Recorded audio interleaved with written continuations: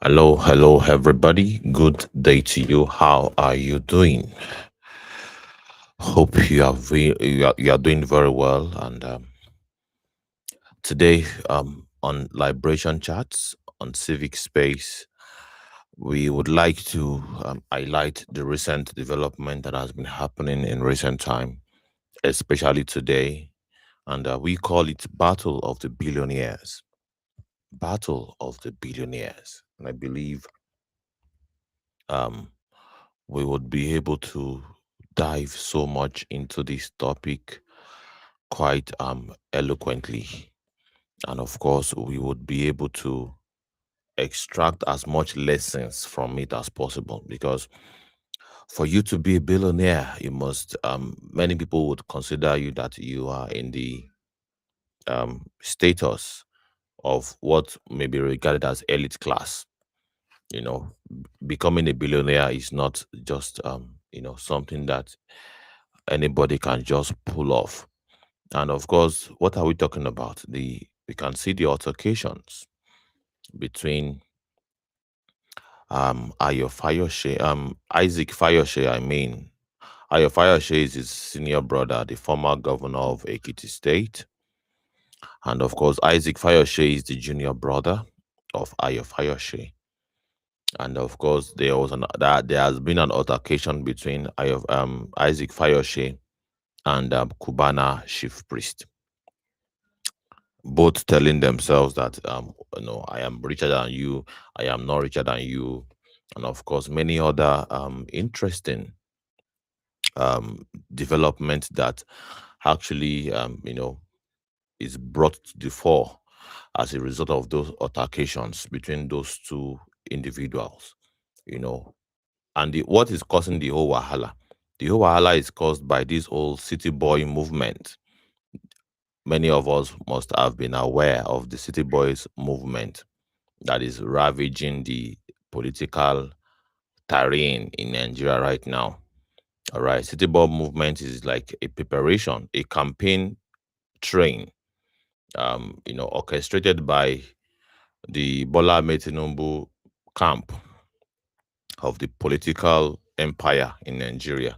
And the whole idea is to campaign and to bring about the emergence of Tinubu in the next election. That is the whole idea of that machinery. It's a campaign machinery. And of course, there have been coordinators that are being chosen, all right, from different regions of Nigeria. And of course, the Southeast region has been the controversial. It has raised so much controversy based on the personalities that has been chosen to be coordinators of the Southeast region, basically for the City Boy movement to campaign for President Tinubu.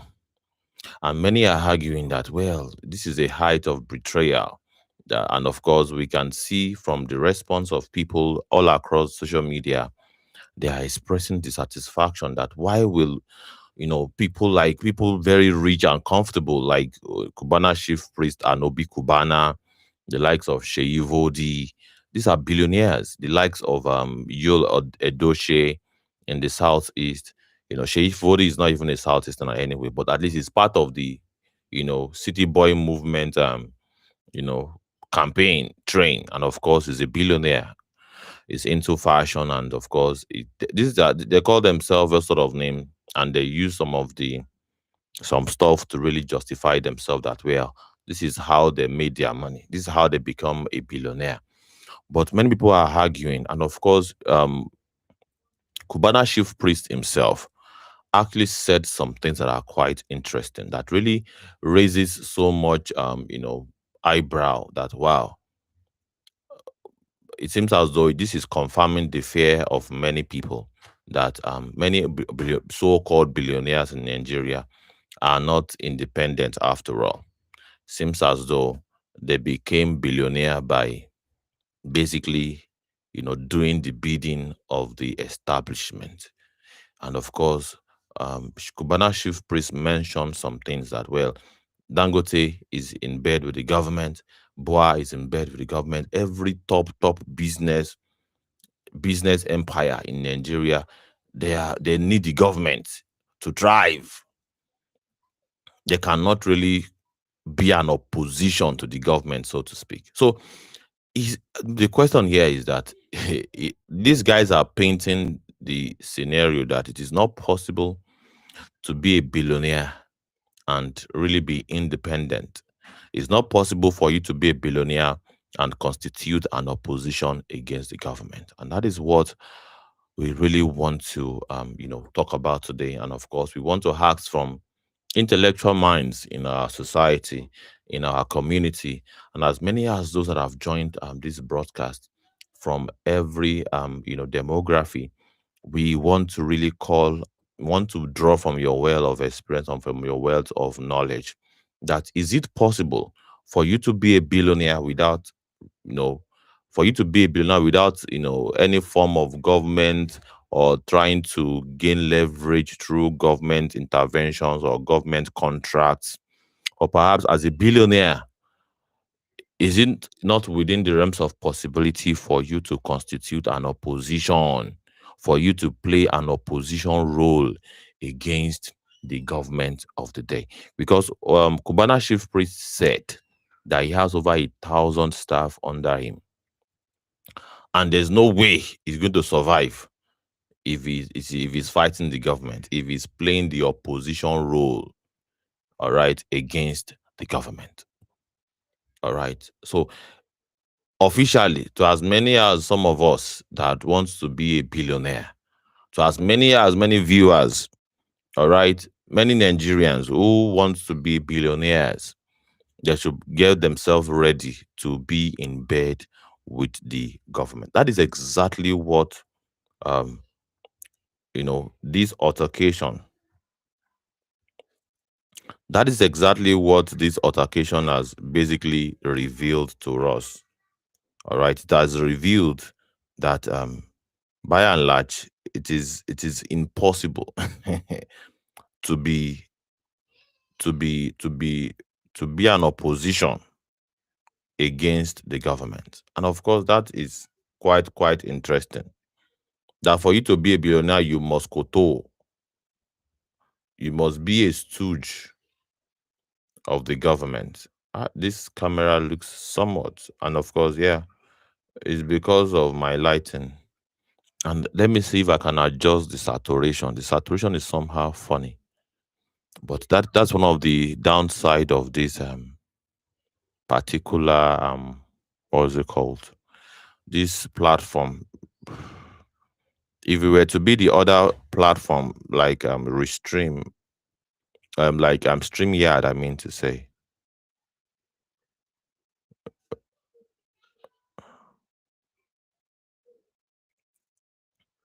if it were to be that other one, there's a way you can actually set the setting such that, well, there's nothing of such on this one. Please just bear with me with the quality of video. Just bear with me. So really, what I think our message is the most important thing anyway. So it seems as though the likes of Cubana chief priest, they are telling us that it is not possible, all right, for you to be a billionaire and be independent and have independent status, such that if you decide to go against the government in terms of you know in terms of choice of candidate, because the whole idea, we can sense this whole hypocrisy and where it is coming from. It is coming from those that are saying that the likes of Obi Kubana, the likes of Kubana chief priest should should have taken side with Mr. Peter Obi because that is their brother. That is their brother. That they should reject Tinubu as a matter of tribal interest. And of course, when this same game is now being played on them, there are other billionaires in Yoruba land. All right. And when, of course, this this old city boy movement is across board.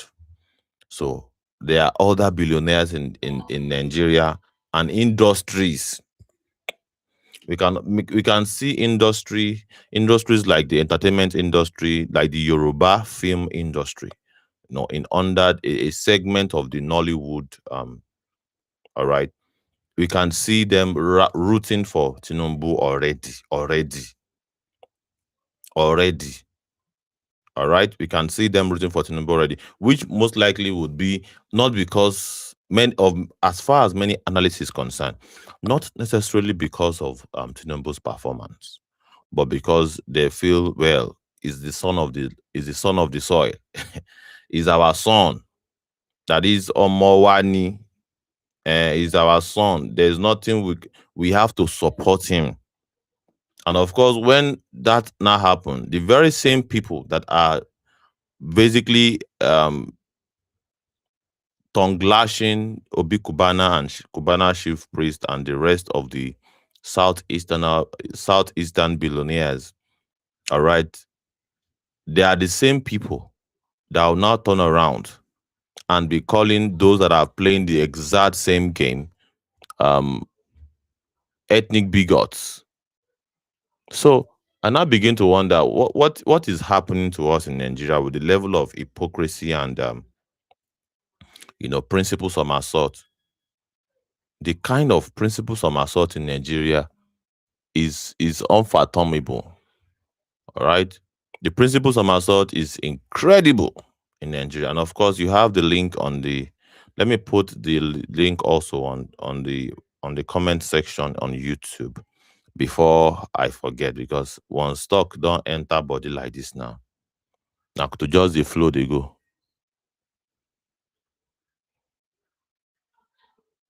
All right. So when talk don't enter body now to just the flow they go. So yeah, to as many as those that want to join this great discourse, we had a very fantastic conversation yesterday around, and we have done, and it is done and dusted.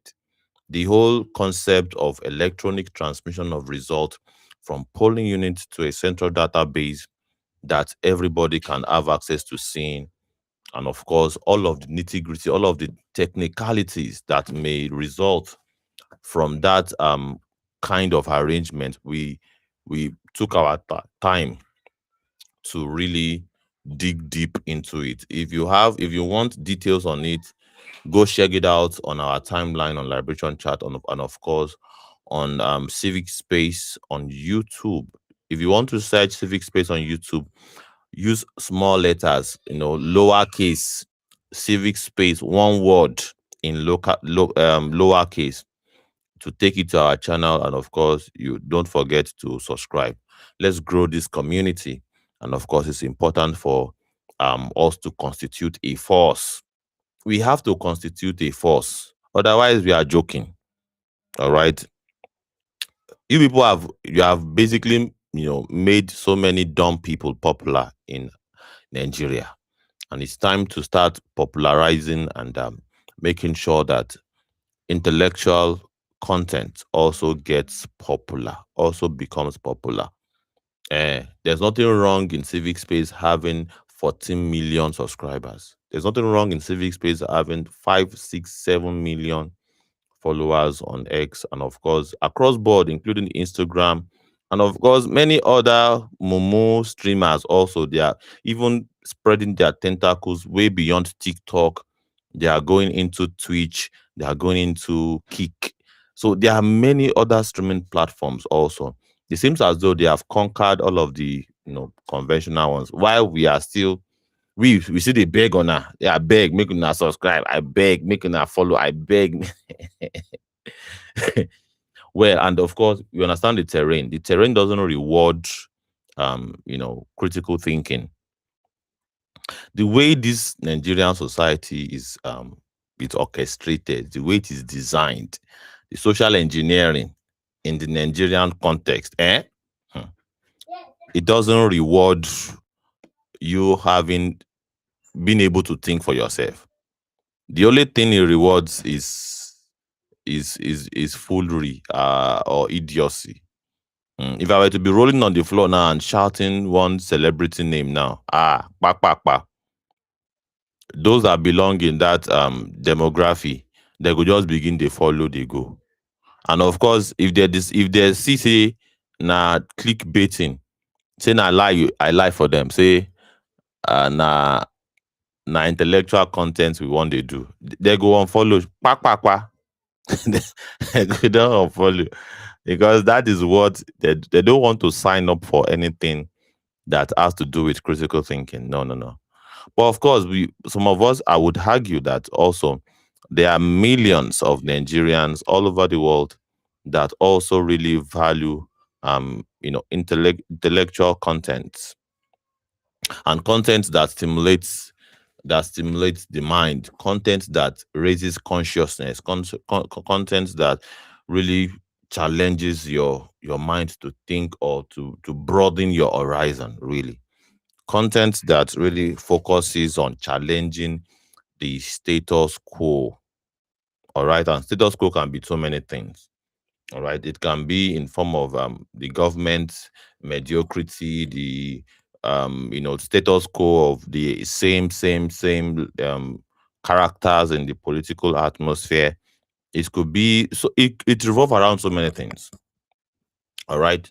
It could be belief system that are outdated and doesn't make sense. It cuts across it is all encompassing. All right. All right. So beating or perhaps dismantling the status quo is not something that is just a generic. It's a very broad, deeply broad phenomenon. And of course, yes, we want to really do some homework of distributing the link to all our distributing our what's it called,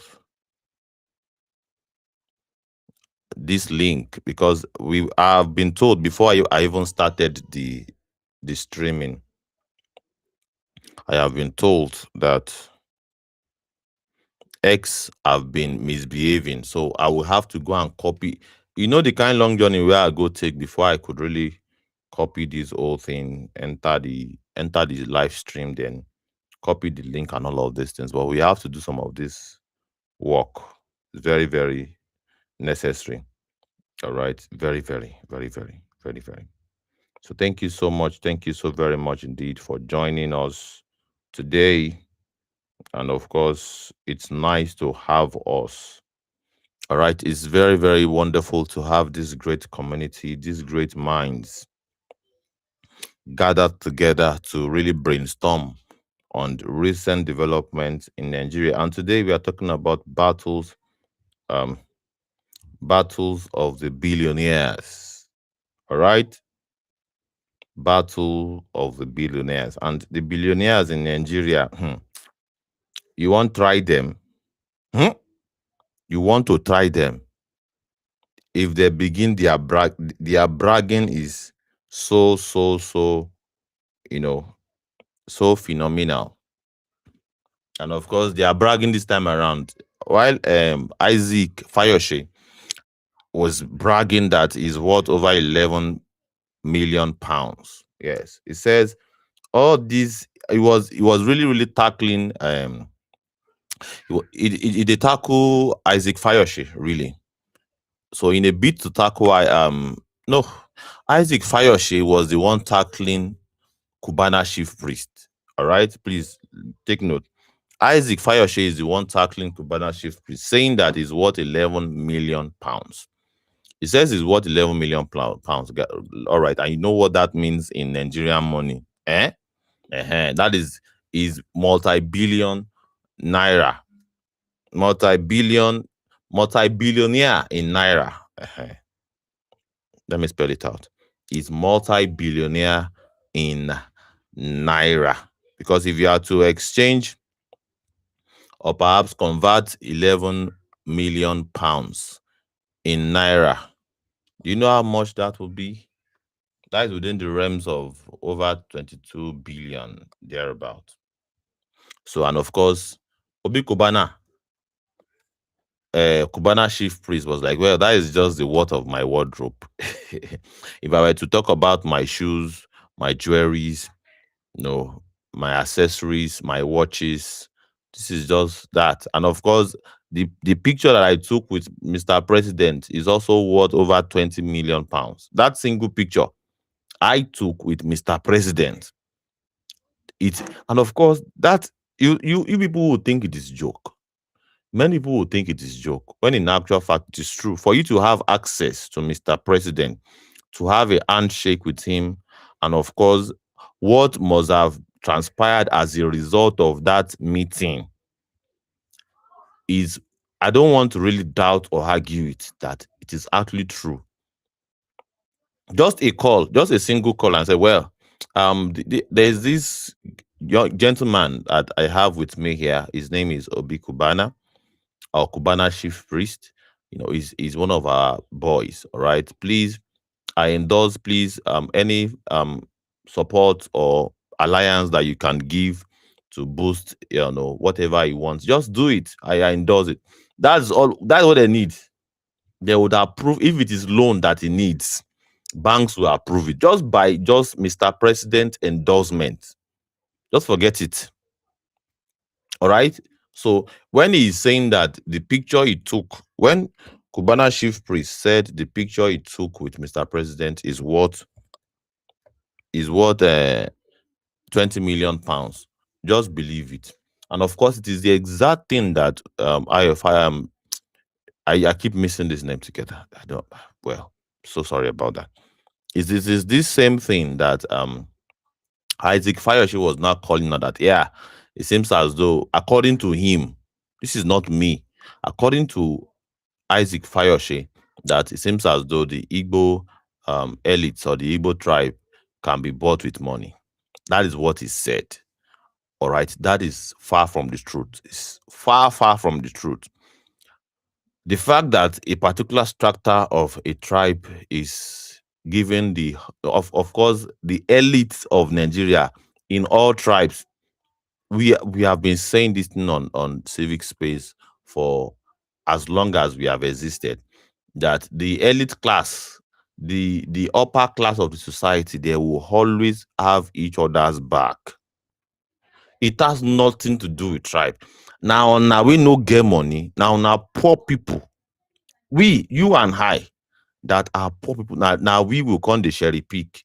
I be Igbo, you be Yoruba. I no follow you do something because you be Yoruba. I no follow you do something because you be Igbo. I no follow you do something because you be Hausa. Instead of us to unite together and say we want to resist, that alone can scatter us. Say, yeah, is a Yoruba man. Why would he be leading us for protest?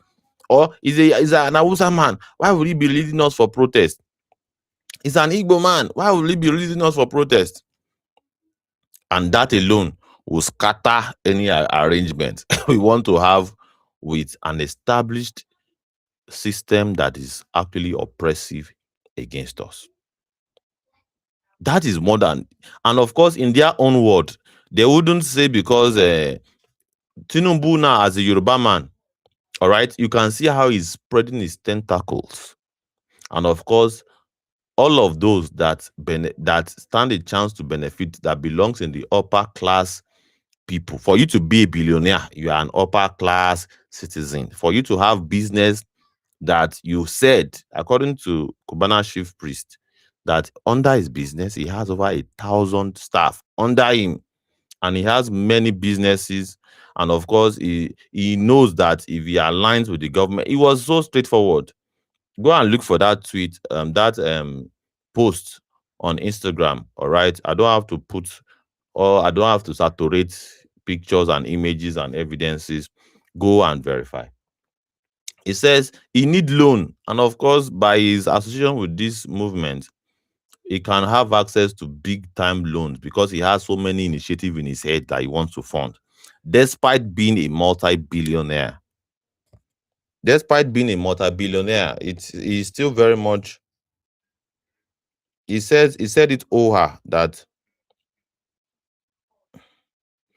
there are still other businesses that he wants to fund, and he, by fighting or perhaps constituting an opposition against the government, he would never achieve it.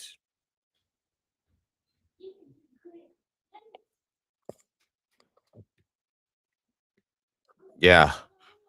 All these billionaires bragging without justifiable tax record. Now immediate red flag in serious countries. Yeah. Nobody sleeps poor and wake up rich without traceable means will lead to tax authorities' interest and property confiscation. Yes. Yes. And I'm going to read that again and again because that is quite profound. But funny thing is that all these guys they will say they are going to begin to make arguments. My this thing is I don't dey get technical problem like this now. Let me see if I can stable this thing one place.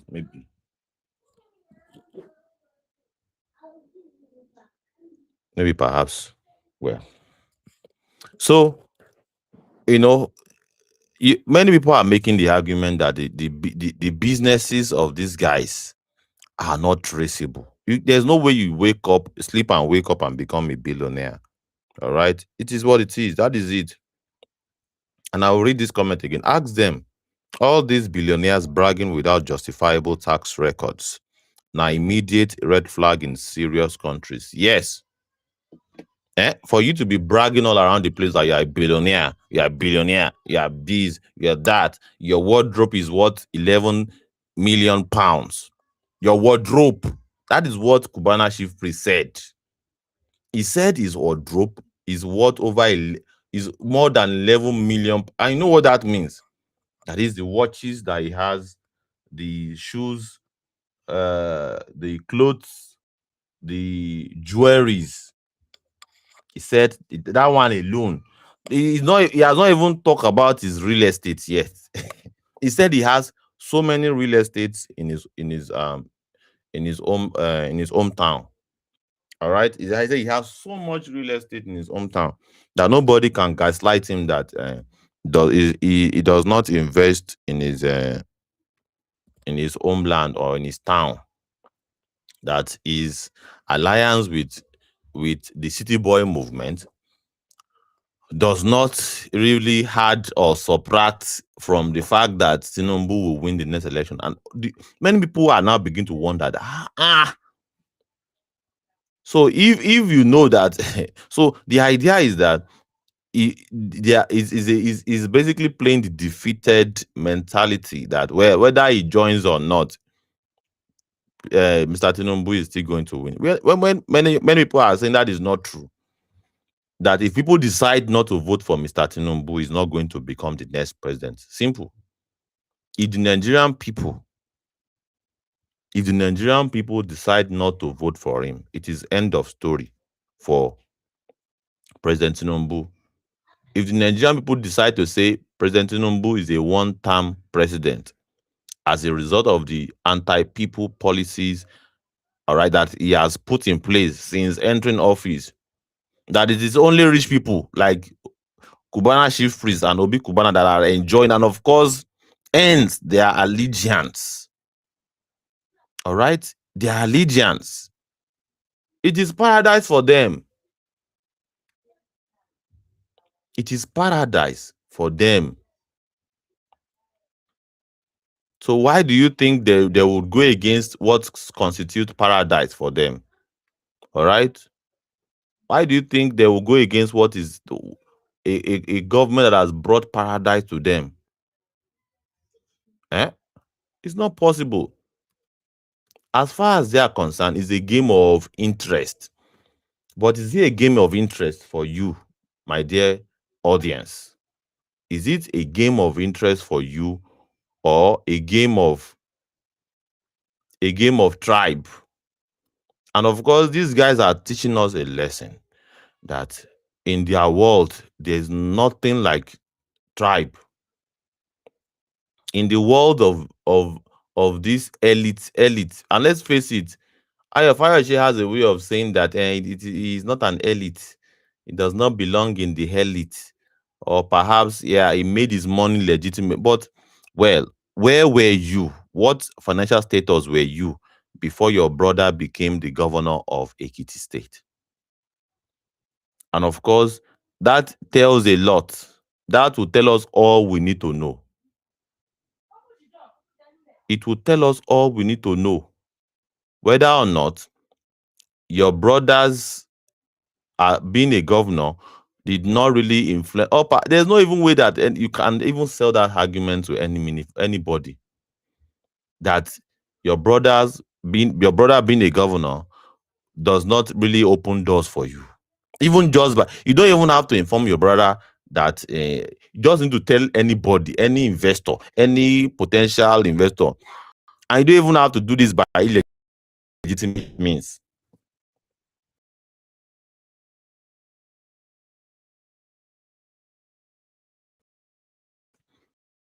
Just by saying that I am the brother to the Ekiti State governor, that alone several doors in right. Will a poor man also do the same thing and have leverage just by the name, of the poor person? Just like you use your own brother's name to leverage, but you have a way of saying that, yeah, their family has been rich before even getting into politics. Well, you can make that argument, but the fact still remains that many Nigerians will wonder what the bloody hell is wrong with our billionaires. That in actual fact, all they do is brag, brag, brag, and brag. All they do is to brag about their wealth. All they do is to brag about their material possession. All they do is to always take side with the very same institution or the very same empire that people are complaining about. That is the whole thing. That is the whole worry here. And let's take a list. Ambassador, what's your take on it? Yes, last night I think the Igbos are angry with me. I'm so sorry. My children are Igbo. I went to Anambra for my wine carrying. I'm born polygamist. I have 2 wives, white and black. And I'm blessed the black one is from Igbo, Anambra, Ajali, Oyumba North, local government. So I'm partly Igbo. But Igbos are the most greedy Nigerians you can ever meet. We have activists in Nigeria.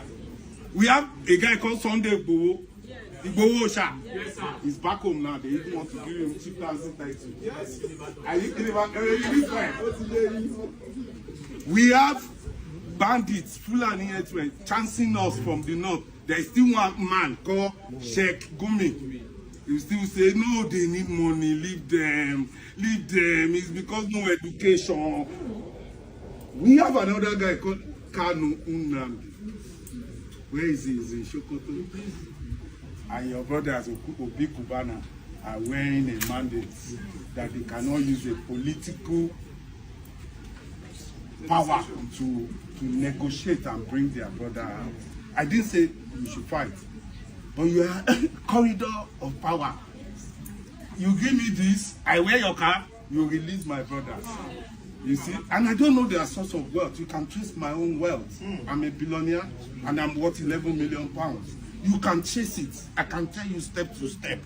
So, Cubana chief priest, I don't know how a barman can be that rich. And when you see the Igbos, they are used to Rolls Royce, big life, build big house in their village. They won't go there. When they will go and oppress the village. They will say, I had fun.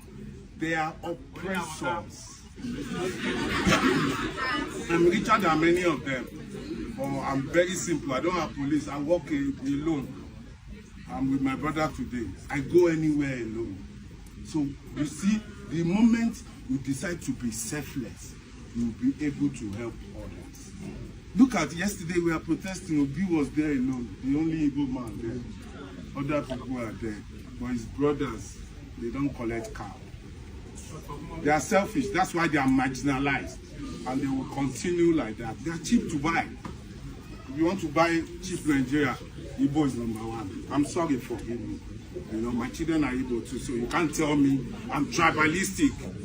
I can one of us down, and nobody is talking apart from Abarebe or somebody. Who is the Igbo that is talking? Who is the Igbo that you can compare to Tinubu?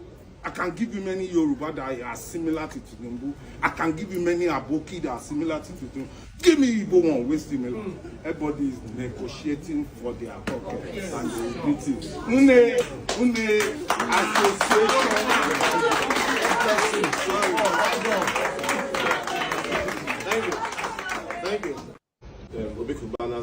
movement as the city boy. All right. So, yeah, let me play it one more time for the sake of new listeners. And of course, we'll get the analysis rolling from there. Ambassador, what's your And take of on it? course, maybe this time around, we'll do it step by step. And this is the reporter, or perhaps an MC of a program, I believe. This is a hangout program, as the ambience or the setting of that program, seems to be like a hangout or perhaps a get together. It's a very casual atmosphere. It's not something so official. And of course, Isaac Fayose is being asked that what does he think about the whole City Boy movement, Southeast region campaign that they are basically bringing in the billionaires, the top echelon guys in the Southeast. The businessmen.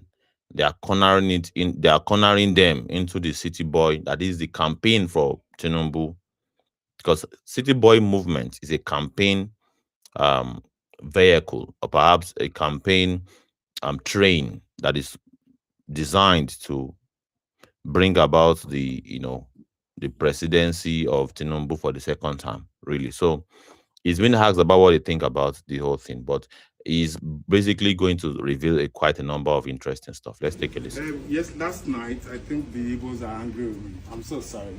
My children are Igbo. I went to Anambra for my wine carrying. So he goes into saying that, well, the reason why nobody can accuse him of being tribalistic is just because he marries an Igbo woman. And I think many people will argue that, well, that is not really a yardstick of you being detribalized. You can marry a Igbo woman and you a Yoruba man and you are tribalistic.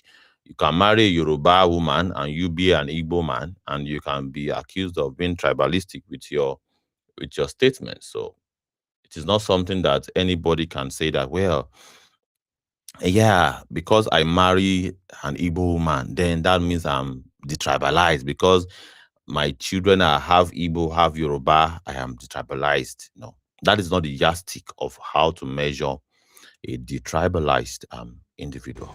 Born polygamist. I have two wives, white and black. And I'm blessed the black one is from Igbo, Anambra, Ajali, Orumba North, local government. So I'm partly Igbo. But Igbos are the most greedy.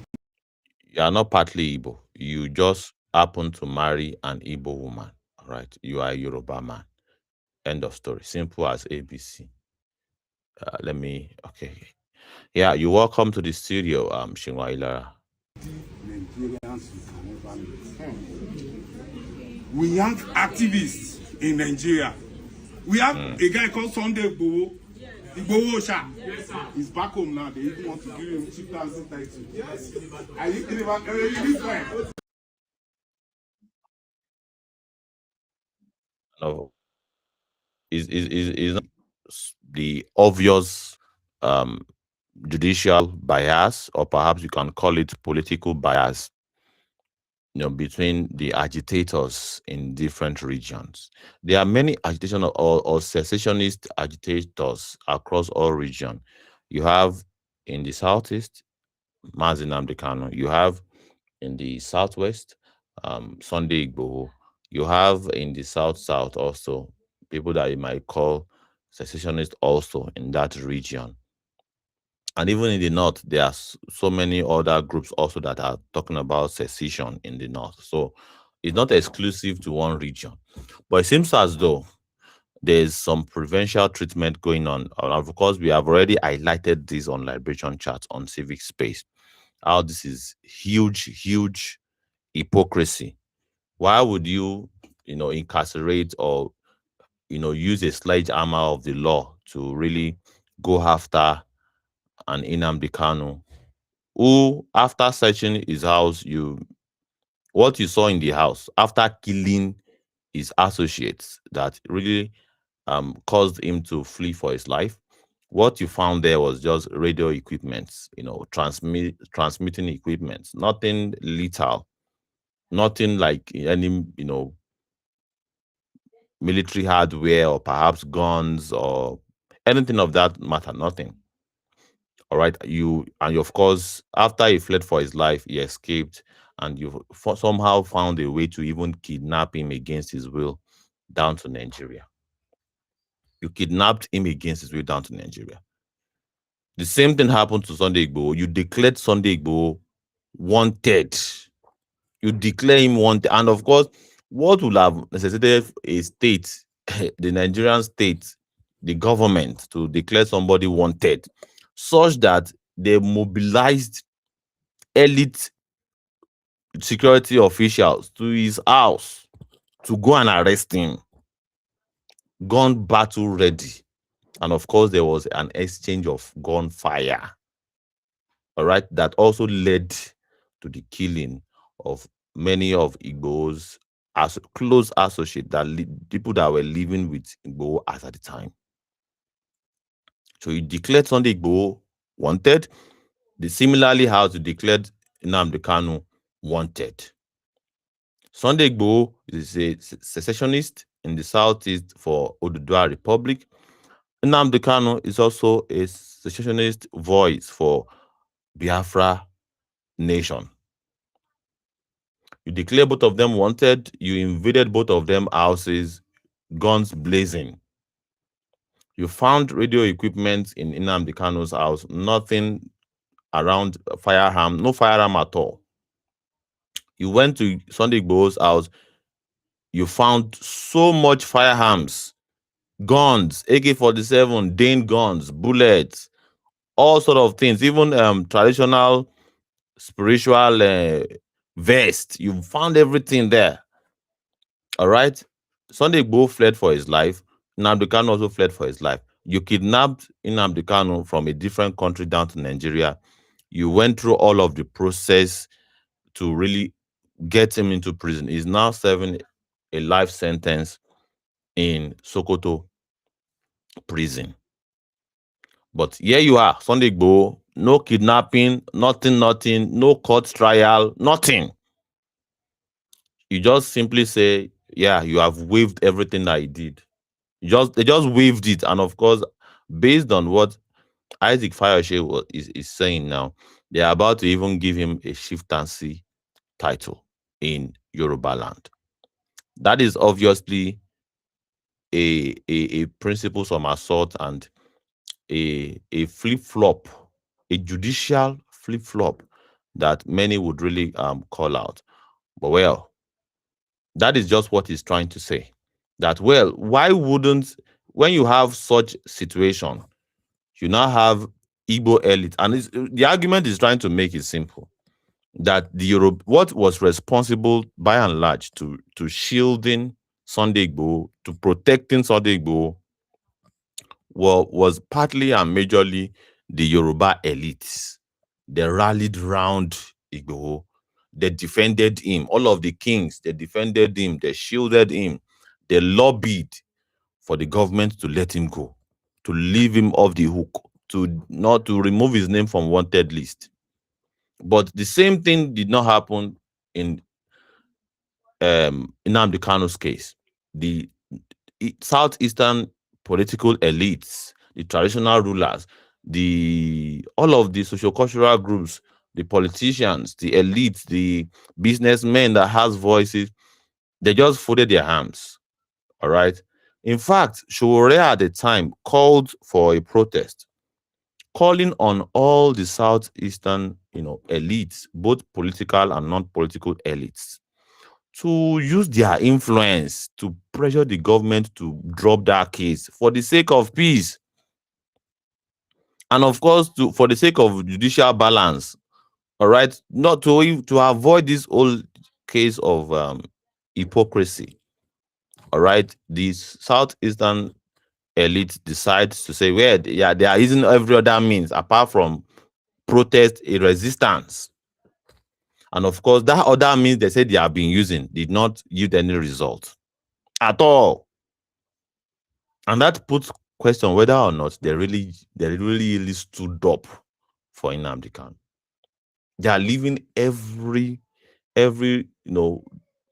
reasonable doubt that they did not really stand up for Nnamdi Kanu. Meanwhile, the Yoruba elites stood up solidly behind Sunday Igbo, and that is exactly the case that Isaac Fayose was trying to make. That the Igbo elite should have, basically played a political game. That, well, we are going to support you. We will wear your cap. That means we will support your second term if you can release our brother. But because of their greediness, according to Isaac Fayoshe, they refuse to use, what they have to get what they want. That is, being at the corridor of power, they will have played a political game that will have aided the release of Mazi Nnamdi Kanu. We have bandits, Fulani headsmen, chancing us from the north. There's Yeah. still one And also, man he also called made that Sheikh example of Gumi. Sheikh Gumi. They Yeah. still say, no, they need money, leave them, leave them. It's because no education. We have another guy called So meaning that Sheikh Gumi also defended the obvious terrorist. All right. And of course, Sheikh Gumi is also very much working freely as a free man, despite his ties and association with the bandits. Who are the bandits? Those that are constituting terror on people. They have chased so many farmers from their farmlands. They have basically rendered so many people homeless. They have ended the lives of so many people. But you have a clergyman called Sheikh Gumi trying to cover up for them and using political rhetoric to cover up for them. And by and large, it has really been the case. These guys have been shielded. And you can see obviously that they are even being treated with kids' glove. So that is the point that Isaac Fayoshe was making. So after, I will not interject Kanu anymore. Nnamdi. Then Where is we would his listen to everything. I will pass the mic to Shinwa And your brothers, Obi Cubana, are wearing a mandate that they cannot use a political power to negotiate and bring their brother out. I didn't say you should fight, but you are corridor of power. You give me this, I wear your cap, you release my brothers. You see, and I don't know their source of wealth. You can trace my own wealth. I'm a billionaire, and I'm worth That's 11 another million arena pounds. You that I can trace. think interests us. So sorry. The another arena that is said that interests me is the fact I said that, yeah, there's no way you can trace the wealth of people like Cubana chief priest. All right. And that is the argument that he's making. And many Nigerians are also making that argument. Even against people like Isaac Fayoshe himself, where they talk. And because he's a younger brother of a former governor of Ekiti State. And Ekiti State, based on the report we are getting from the person we just entered Ekiti State recently, is in absolute chaos. You would never believe that they have had governors, they have had multiple governors. The place is still very much, nothing to really write home about. Right? And of course, his senior brother was once a governor. And of course, people are not asking because it will still get to a stage where he will also brag. He's saying that he does not know the wealth of the likes of Obi Kubana. Many people are saying that. And many people are saying the same thing about him too. Chase it. I can tell you step to step. So, Cubana chief priest, I don't know how a barman can be that rich. And when you see the Igbos, they are used to fight. But you are corridor of power. You give me this, I wear your cap, you release my brothers. You see? And I don't know their source of wealth. You can trace my own wealth. I'm a billionaire and I'm worth 11 million pounds. You can chase it. Said I can he's tell you worth step to 11 step. million pounds. So, Cubana chief priest, I don't know how a barman can be that rich. And when you see the Igbos, they are used to Rolls Royce, big life, build big house in their village. They won't go there. Many When they people go, would they will also go and argue get the that village. Cubana chief priest is considered not just an ordinary barman, is a celebrity barman. And of course, everywhere all over the world, if you are a celebrity barber, a celebrity barman, you are a celebrity driver, you are a celebrity chef, anything around the fact that you are a celebrity, you are providing services for celebs.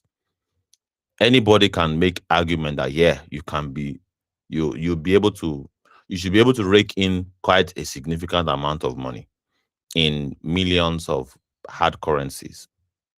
All right. But really, can we also the real argument for me, yeah, is the fact that politically, what does it translate to the people? That is what it means for me. That is, if you are a billionaire and you got your money, if you said you got your money through legitimate means, if Cubana chief priest, can make an argument that, yeah, I got my money from legitimate means. I'm a celebrity bar man, and because I have, because I roll with celebrities, their wealth have rubbed off on me, and of course they have invested in my business. Why should you now be afraid to constitute an opposition such that you are saying, I have to really hand my hands up, and of course surrender myself to the City Boy movement campaign organization, because if I don't do it, my business is in trouble. If I don't do it, I know if you can actually make your money to that level, that billionaire status, you should not owe anybody, all right, any form of allegiance. You should have said you are proud enough to earn it. And of course, many people are now saying that, it seems as though they are selling their region, which is another ball game, which is another interesting arena entirely. That, well, everybody should have the right to choose whoever they want to really support, regardless of whether another person comes from their region or not. But on the premise with which Cubana chief priest is joining this campaign is what is concerning me. I don't really matter whether or not he chooses to be a city boy or not, but on what premise? If you are saying on this is on the premise of your own personal interest, your own individual interest, then I have a problem. And people of my type have a problem. If you are saying you are doing it for the collective good of your people, all right, and of course you can make a solid argument, then that's another ballgame entirely that anybody can say, well, and of course, your people can also be subjective. It can either be your tribe people, that is, people that belong, the Igbo people, or perhaps the Nigerian people. If you are doing it for the sake of Nigerian people, which all Nigerian people would disagree with you, because the government of Emilokon has brought suffering to the Nigerian people. We can say this because of we have been on the street and we have been interviewing people on the street and we are seeing feedback from the street. The economy is in all-time low. Just like my laptop has also indicated that is low now. But well, let me pause my analysis there. And of course, we are discussing about battle of the billionaires, the Nigerian billionaires. All right. Ayo Fayose says he's a billionaire, and of course, is defiance to the government is a Mr. Peter Obi person. And of course, why would those that belong in Mr. Peter Obi's tribe be against Mr. Peter Obi just because of their selfish reason? That is the whole crux of the argument here. And want to extract as much lessons as possible from that. So I'll pass the mic now to Shinwa Ilara to really proceed. And of course, let us see the perspective is looking at this whole thing from. And of course, it will be, we would find it very interesting to listen to Comrade Shinwa Ilara. Are you there, Shinwa Ilara?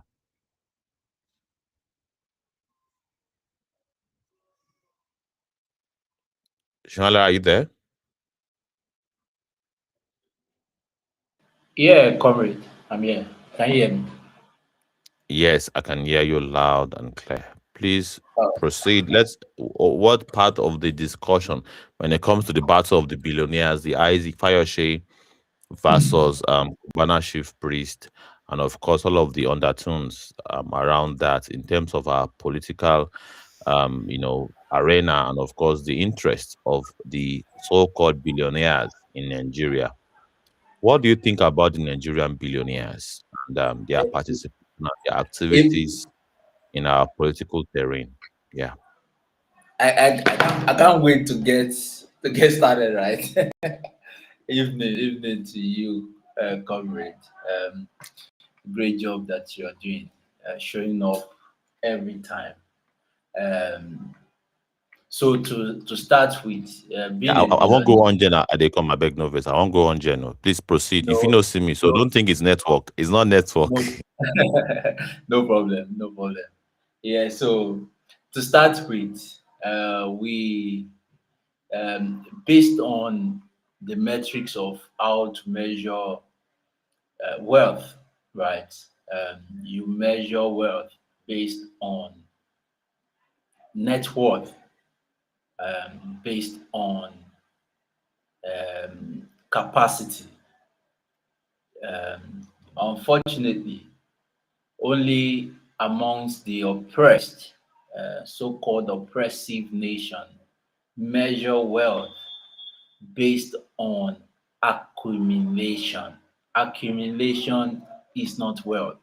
I don't know whether majority of people have bothered to question, how Forbes measure the so-called billionaires, and whether you have decided to investigate into how they measure billionaire, right? That you do not necessarily need to show the physical cash. In fact, there is a threshold of cash that you could carry across, well, let's not say for Nigeria, because was only in this country that a single person controlled 2 billion van into his apartment, as though he's a central bank, and now he's rewarded as the president of a nation. Can you imagine? Can you imagine the madness? Such a madness, right? So, in a world where money laundering do exist, I don't know of now, but as at a point, it used to be $50,000 threshold in America. That even if you are the so-called billionaire in the world, the maximum amount of cash that you could hold, you could carry along with you is maximum of 50,000 USD, right?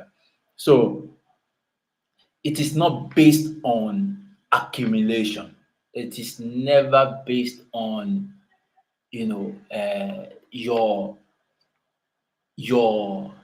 buying effect. Uh, of course, in the everything is upside down in the metrics of the oppressed people, because it shows that because of course, in an oppressive system where we are all products, the only measurement and comparison amongst products will be based on the value that is extended on them. Just like during the time of slavery, that if slaves had to, use any scorecard against oneself, it will be based on the fact that how much they were purchased. Their worth will be based on how much they could be on the shelf. And that makes it more mad that when people now say to us that we are no longer on the shelf, but the same worth is still what exists today, that an African still worth itself based on how much it can accumulate, not based on what it does, productivity. You see, it is only in this nation.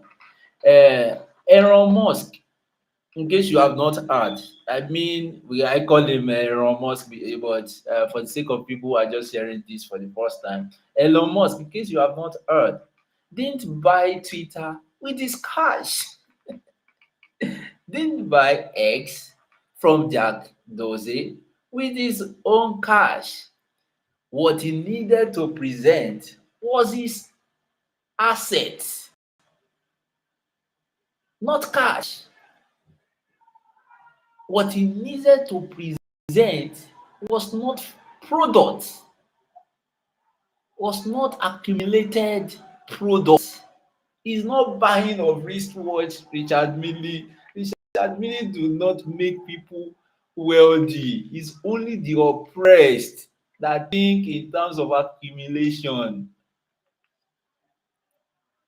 So it's just madness. It's just madness when you see so-called billionaires says they worth a so amount of what based on how much of things they have been able to buy. Even a robber could steal, a bandit can steal. The difference between a scammer and a business owner is huge. You know, part of growing up, one of the things that didn't make scamming attractive to me or such person like me is because I usually will play this script in my head to say that a scammer can call you for scamming you 10 years ago to remind you that oga how you know they give us work again. Now we scam you 10 years ago. How give us another work, let's not scam you again. There is no retainers fee. You don't build lasting legacy on just a flow.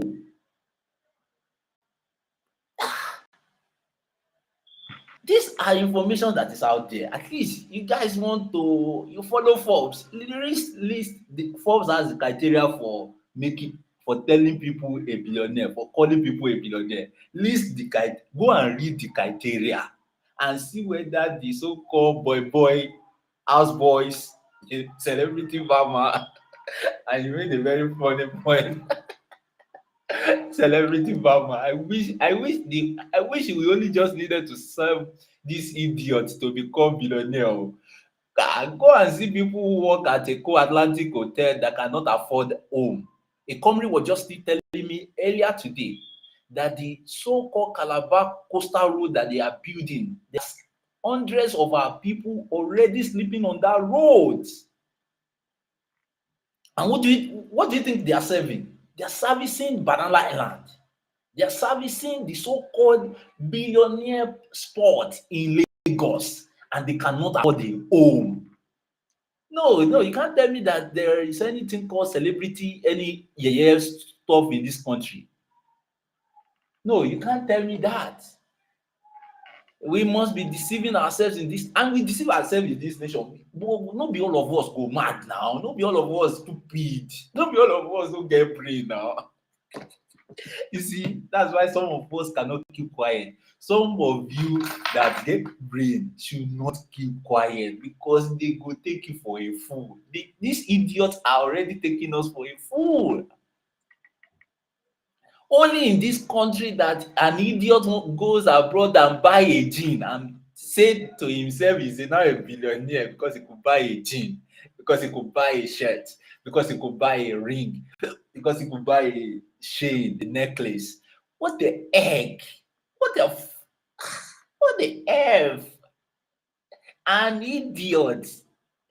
And money miss road. This is the way we call them. Money miss road. Anyone could come. If you don't, any criminal could make. Aren't you seeing bandits showcasing cash on the internet? So in the definition of Cubana chief priest, so we can call a bandit also a billionaire. Because what does he do that is different from the bandit? In the definition of T-Pain, we can call bandits a billionaire. What do they do?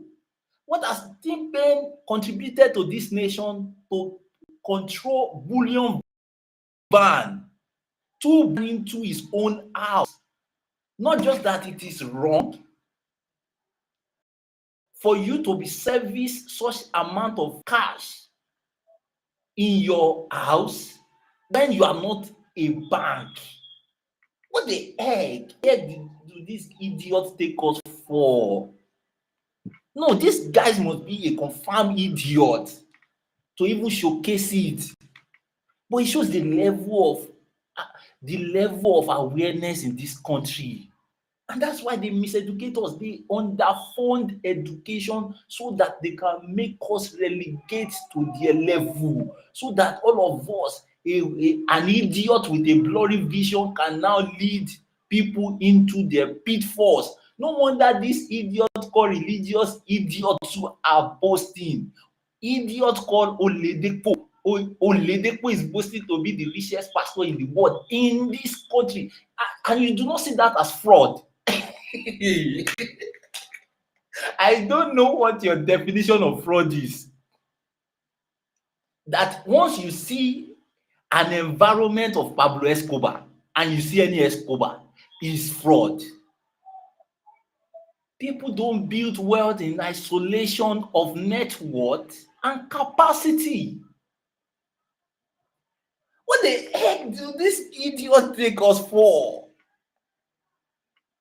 You mean you can be a billionaire in this country without building at least 100 persons?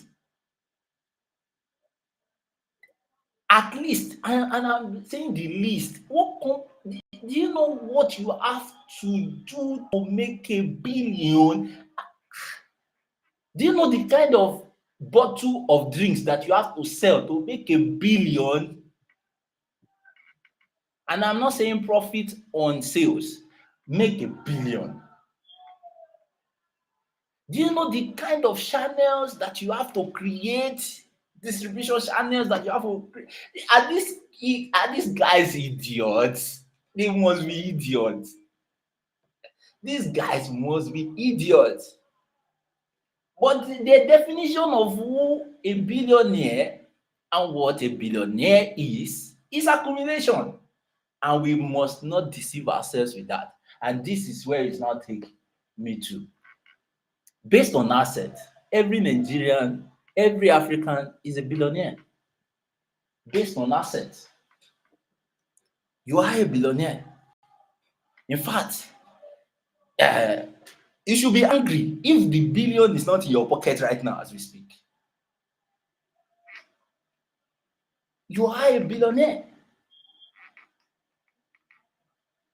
With the qualities of asset in your land, you see, and these idiots will say they travel abroad only to be miseducated. It is in this country that an idiot will be saying, hey, what can we now do? Are you saying people will not work? What the heck?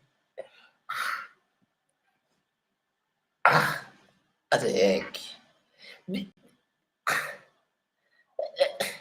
Let me give you an idea into what I'm talking about. Let me give Nigerians an idea. In early 70s, during idiotic Gowon rule, just immediately they started exposing themselves, that they started commercializing, because I do not believe that it was then they discovered, but they could no longer hide it. They could no longer hide the exploration of oil, crude oil. Gowon administration declared that Nigeria had more money than what we needed, we could spend. Gowon's administration declared that. To think that has fizzled out with economic recession is to deceive ourselves. Because not long ago, me, I don't forget things. Nigerians don't forget things. Not long ago, just some few weeks ago, they told us that there are about how many trillion? Over 200 trillion naira missing from the oil reports and the reporting of the records between 2017 to 2000 to 2023, 6 years, in span of 6 years. And I've also released given an information based on NIT record. You can go and check them out. NEITI, that NIT released a report on the NNPC for the space of about 15 years, from mid-90s to early 2000s. About 10 years of that reporting was missing. There was no record, just like they are reporting in 2017 to 2023. 10 of the records, no record. Now, even the ones that were recorded, they were still owing Nigeria.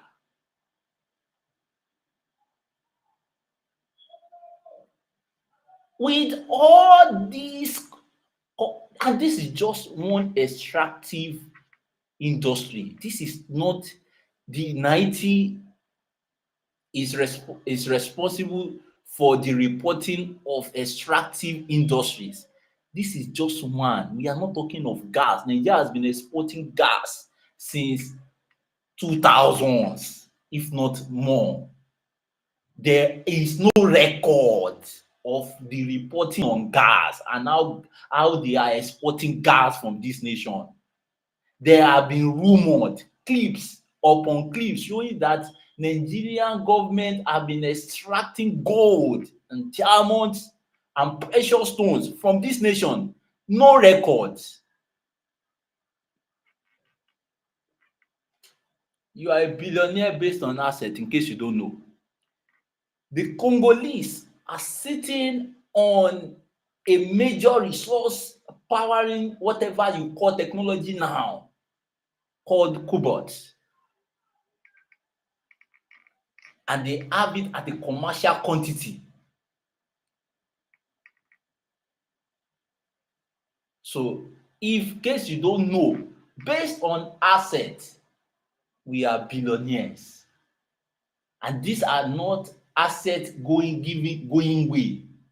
If you have also not done your research, there is no state in this country of 36 states minus capital, the federal capital, that does not have at least two natural resources at a commercial quantity in this nation. None. Talk of bitumen, you talk of gold, you talk of there is another gemstone, you mention it. None. No state in this nation that does not have at least two natural resources in a commercial quantity. I'm not talking of you find one, you find two. So if you are looking for a billionaire, you are already based on force, but the money is not in our pocket, and this is where the madness should be. Just like my people at the Niger Delta is an opposite reflection of the extractives within their space. You would almost think that you are at a war zone, but yet this is a place where all these natural resources, talking about crude, have been extracted for decades without any proceed on the estate. So an idiot come to tell us that based on the fact that he can buy things, he has money, and you too you take am serious. We have assets. You measure wealth based on assets. Ọmọ tí a kò kọ́ ni yóò gbé létà kọ́tà. A child that we have refused to educate would eventually sell the house or the commonwealth that we have built. So it is the assets that you measure. Based on, let's even leave natural resources. What the fuck? They have told you that Africa has about 60% of arable land. I believe that is more than that. Who else has 40% of the arable lands? Who else? Which continent they play?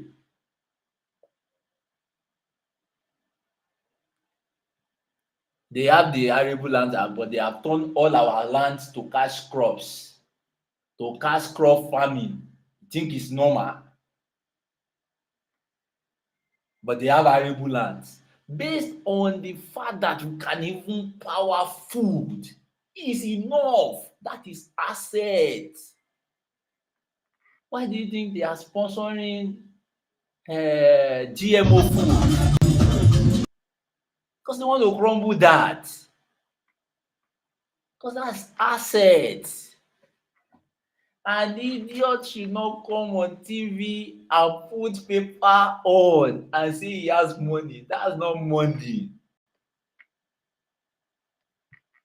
Mensa Musa didn't build such money.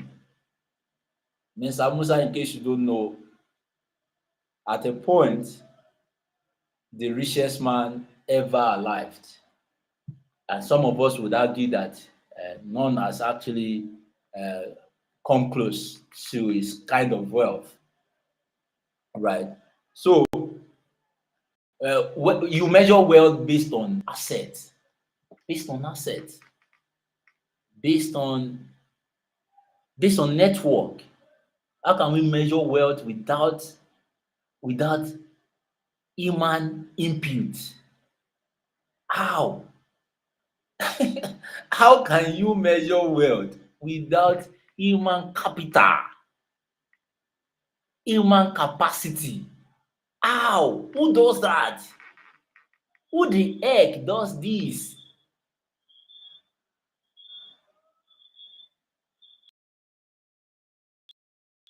How?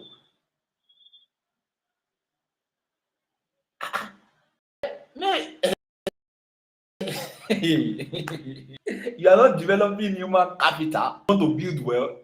Whatever are selling drug, even people who sell drug lots for them to build the what do you think make a chapeau?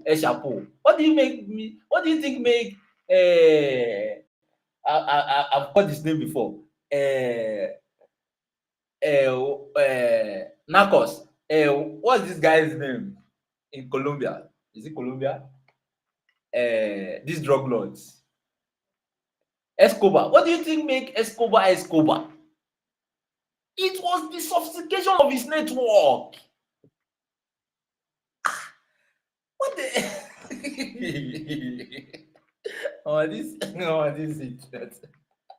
this idiot. These are beggars. These are not even in business. These are beggars.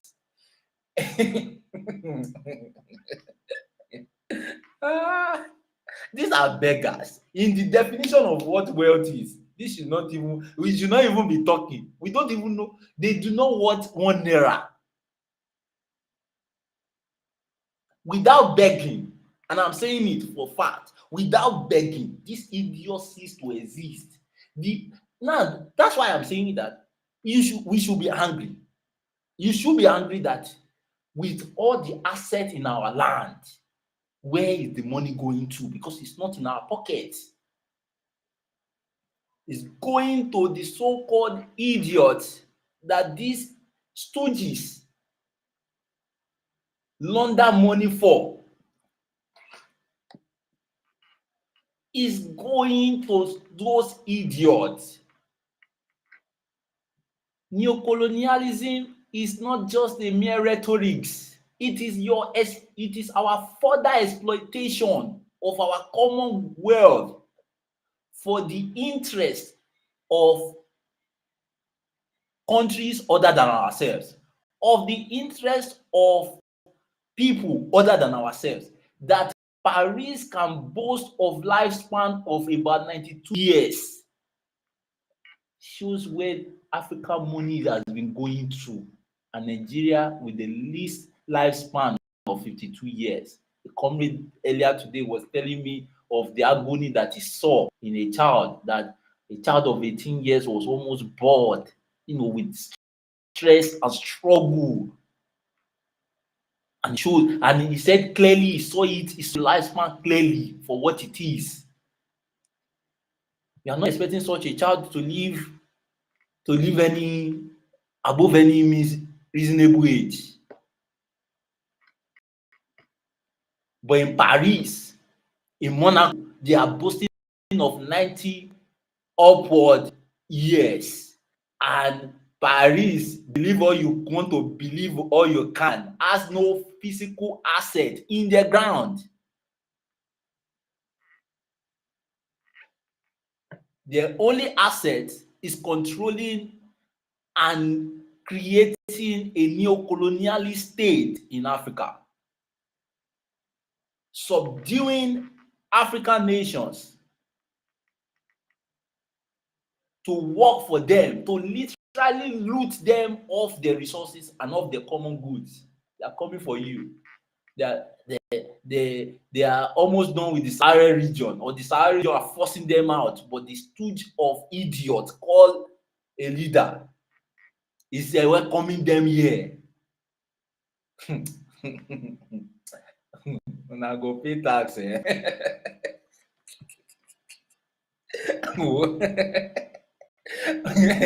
by that by that they start dealing with this idiot, they will know the difference between buying accumulation of things and having assets. They will know the difference. No be them. See, they will start hiding. They think offshore is a joke. Comrade, can you still hear me? All right. They think when the so-called political idiot went to hide his money in the safe haven called Pandora, they think it's a joke. They will know what it is. Although they are learning the rope, but they will know how far that is. These ones are just pure ignorant and pure stupid idiots, really. Because only fraudsters that are completely idiots brings their wealth to the open. Only complete idiot fraudsters. And there is no definition of a fraud than to look at these indices, look at assets, look at the fact that someone does not have any assets,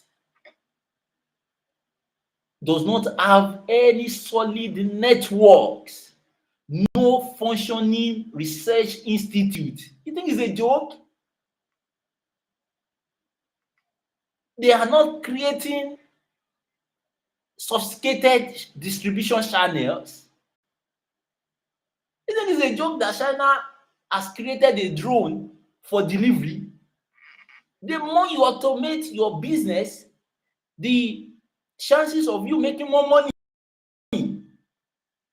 Automate with that technology. And how do you believe it's not people behind it? And how do people build things, technology, if they are not invested in? So this idiot claim that they are that somebody bring Dorime and say Dorime Nwanemu is what makes him a billionaire. No, he is deceiving himself, not me.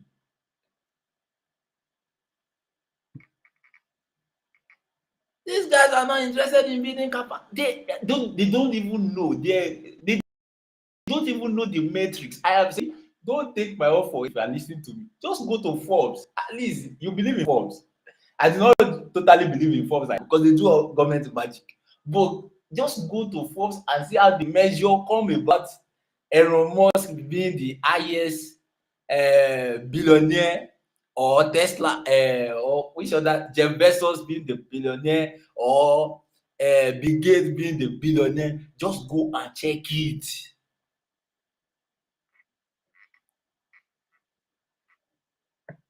These idiots into real estate. One day like that, I will tell you the joke around those idiots who will think, because there are idiots who will think, when they are into real estate.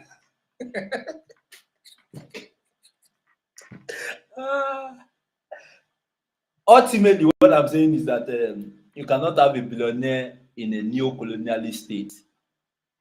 That is why, see, you can argue with me, but there are models already. Okotiebo is not. See, these ones are learning work. Former Minister of Finance, Okotiebo. You need to go and learn his exploit. ITT, International TT, International Army, International TT. Abiola, you need to go and you know these ones are learning work. These ones are inconsequential, very inconsequential in the scheme of things. But why is it and many people will argue, it's because when they were alive, they were trying, unlike this idiot, those ones were even trying to build organizations. But you see, the fact that you could build a Concord, Abiola could build a Concord as an entity, Meanwhile, some of them, some of the structures they own is still there because you don't build wealth on just objects. Humans, you are as good. Your network is as good as your network.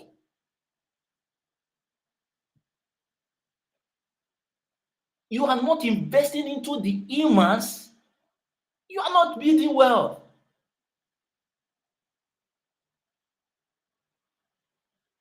You are not building wealth. You are only scamming people. Sefini, if you come out to say that you have money, and you, because the only proof of showing that you have money is to now buy, is to buy. And I am yet to see billionaires who are coming out to show that they have money based on buy. That's why I said that if you read into how Elon Musk um, bought X, you will know that he didn't buy it based on his cash. If you have ever done that research, so they don't make the post. It was based on his assets that they trusted, or they borrowed him the money. Of course, what they call use other people's money. It's also scam in itself. That's why I said not necessarily that I'm trusting 100% the false mechanism, but it gives you an idea. At least it exposes these stooges for what they are. He exposes them for the scam they are involved in, pure scam that they are involved in, because these are this. See, whatever beggars that you are seeing, whatever beggars you are seeing online, these are beggars. The only leverage they probably have over the beggars online is that these people do not have to beg in the open. But you could see their work too, that they are still beggars. Because when they demand them on errand, just like the street beggars, have also been discovered that it's a syndicate. People are sent, employed, and sent to the street to beg. It's but if you follow the work, the things that they do, you will realize that these are beggars. How can you tell me that you're a billionaire but you still don't own your own mind? You're not a billionaire. That nullifies what it means to have a billion. Ah, what the heck? Ah, so they are deceiving. So lastly, I mentioned the fact that assets controlled ensure that, so if these people can't see their assets, oh, you want to see a building for a billion, not even a billion, not even a naira, that you need a building for a billion naira. Not with the, even in the advanced build technological environment, you can't even use just a building, a singular building, not to talk of a place where you have not invested in anything called technology. Maybe they will say online deliveries, bicycle deliveries investment. Oh yeah. These guys are idiots. They are confirmed idiots. Eh. So no asset, no traceable asset. And I've told you, why is it that all of us in Africa are billionaires? Because we have traceable assets. Traceable assets that unfortunately not controlled by us. So when we say that it's time for us to take over our control, whatever means you call it, but it obviously is not leaving it in the hands of the saboteurs who conspire with us, with our enemies, foreign enemies, invaders. The Shell operation of Shell, Chevron in this country alone is alarming. Do you know how much these guys stole from us? We can't even explain it. NNPC is a Nigeria, is supposed to be a Nigerian owned organization. NNPC is still defrauding us. It was one of the case that they went to do called PID, the PID case. that even the lawyer that Nigeria employed defrauded Nigeria. So we cannot be leaving our assets in the hands of these stooges. Now, why we know they see money? To get an idea of how this money is supposed to be, check. It's not a perfect state, but check Kuwait. Look into Kuwait. Look into the Human Development Index of the Kuwait people.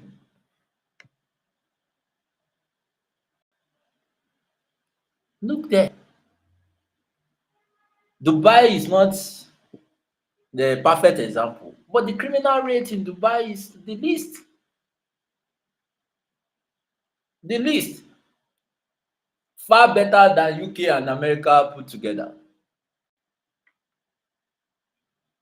Why? Because the money, the wealth should be able to work for Nigeria. Should be able to, is enough. See, it's not just that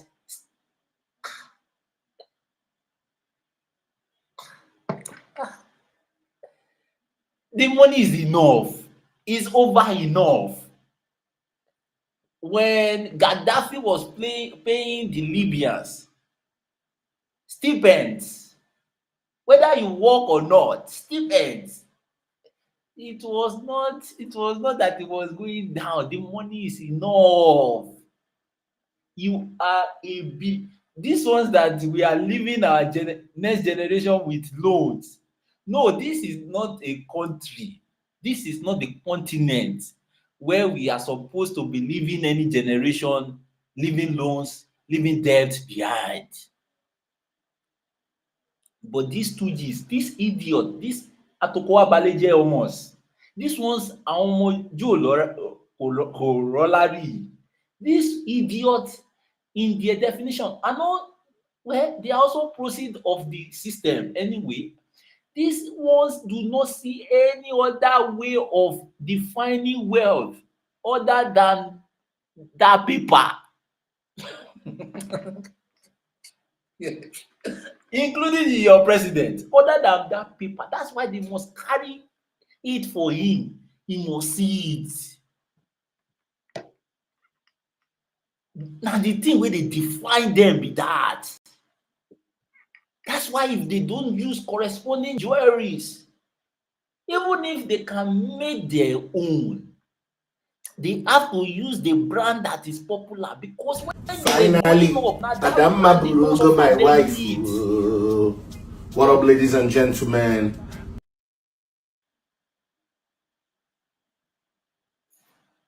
No, this talking of the these ones are errand boys really. I'm talking of their daddies like Dangote, $10. I'm talking of Tinubu, T-Pain. I'm talking of their daddies. Obasanjo, idiots. I'm talking of their daddies. These ones are errand boys. These ones, they know how they use them clear money. These ones just just follow the drug cartel movies. Simple drug cartel movies could do. You watch Narcos, I don't know what you see. Nigerians, what do they see? What do they see when they watch these movies? Suddenly they just forget the reality and they just follow drug movies, and you see the of these people. What? Put their name in, put their name, write their name on paper, stick it on your wall as you are watching it. Then be defining what you think role this one is playing. But at the seat of the hierarchy, they are not the ones sitting there. The French government was literally printing the currency of the Sahara region before they were kicked out from Niger and from Burkina Faso, which was recent. They were literally printing their cash up until early 2000s. The same Nigeria currency was printed abroad. Or I don't know whether it has reduced, but at some point, the cost of printing a single digit was actually more than the currency in itself, even as Nigerians, because we don't print this. The elements we use to print these things are not made from here. That's not coincidence. That's you working for somebody else. Can you imagine? And it's the same scope.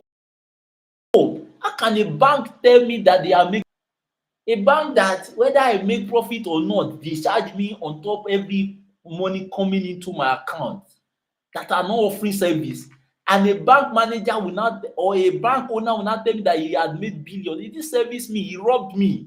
They are robbing us. How can a telecom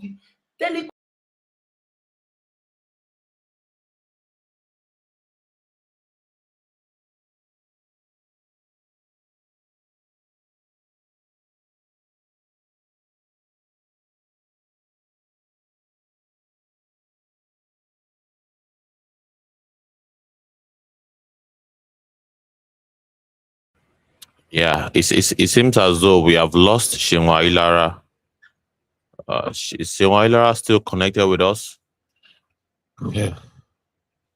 Shinwa Ilara, are you there? And we have been discussing about the rift between the billionaires in Nigeria, and of course, how our people will not be caught up in the whole mix of things, in the whole drama that is basically brewing among the billionaires. And we've had, and you can see on your screen, the city boy movement that is actually ravaging everywhere now.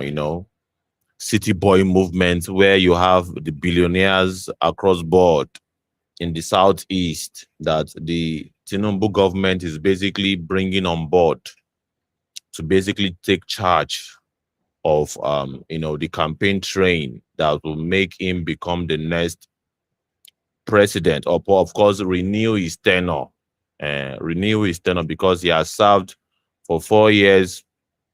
Many would have a lot to say about that 4 years, a lot of things to say, negative and positive.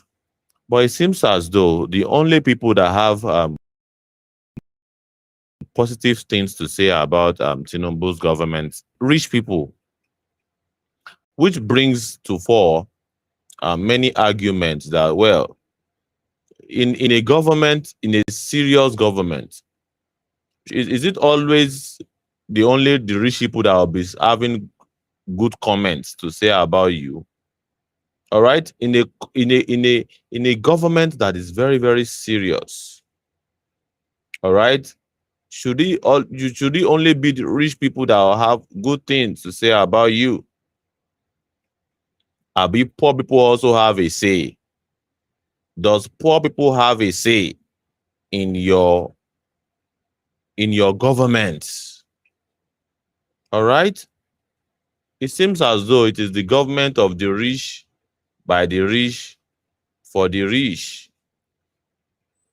All right, government of the rich, by the rich, for the rich.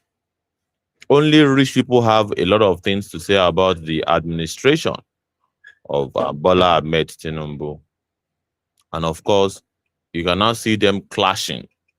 The billionaires in the southwest clashing with the billionaires in the southeast. And of course, a billionaire in the southwest, known as Isaac Fayose, we played a video of him basically tongue lashing, the billionaires in the southeast, that they have not played their game well. They will have sided, he will have preferred a situation whereby they are siding 100% with their brother.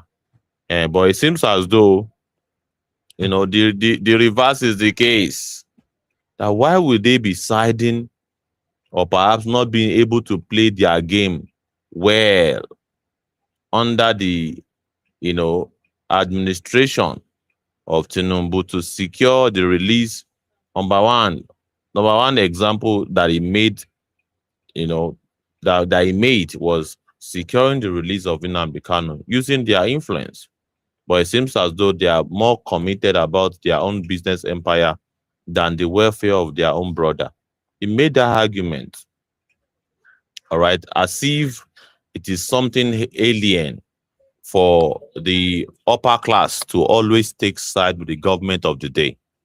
All right, the upper class always takes side with the government of the day, and it's not that is not really a new thing or a new phenomenon. It has always been the case right from time. All right. I actually saw, I was shocked when Donald Trump said he wants to introduce a woman. He was basically giving a speech and he said, well, let's make welcome, a very noble America that donated over $250 million to his campaign. That woman made $250 million to Donald Trump's campaign. So this whole phenomenon is everywhere. And try to billionaires will always, take sides with, the government that fights for their interests, really. All right. The government that will protect their interest. And of course, Obi Cubana, Cubana chief priest, the very man that you're seeing on the screen, made it very clear that he's basically doing what he's doing to protect his business empire. That there's no way he's going to make headway. And of course, there's so much business ideas in his head that if he's going to take a side against the government, it would mean the end for some of these business ideas.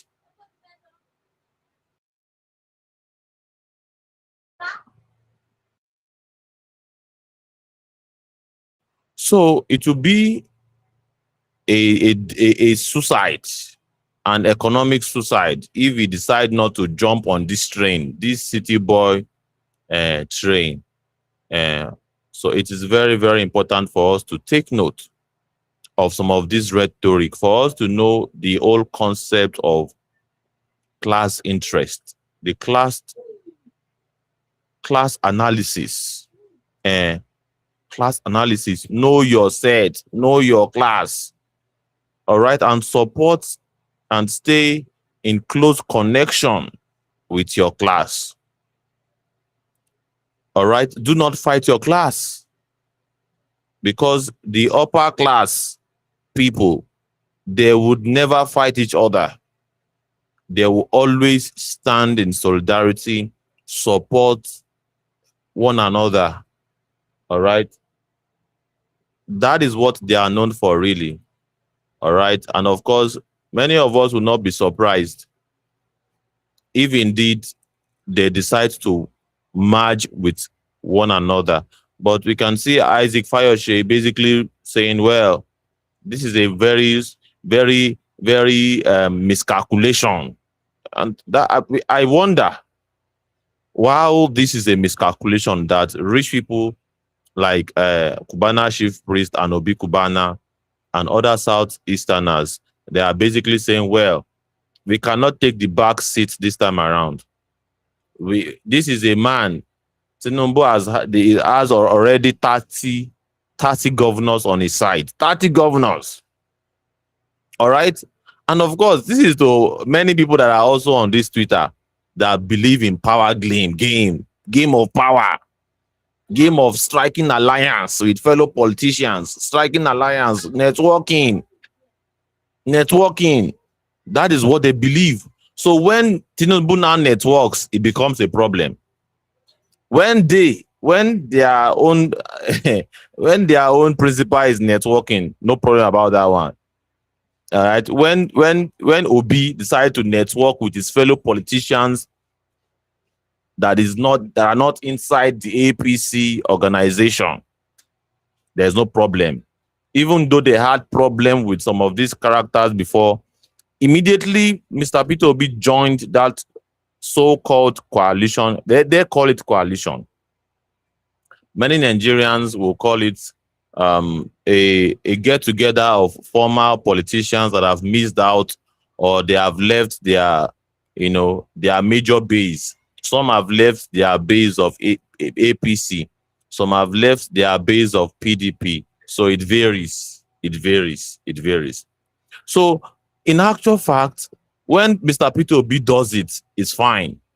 When Tinubu now begin to do it, it becomes a problem, which highlights the whole idea of the conflict and the battle that is going on in their mind.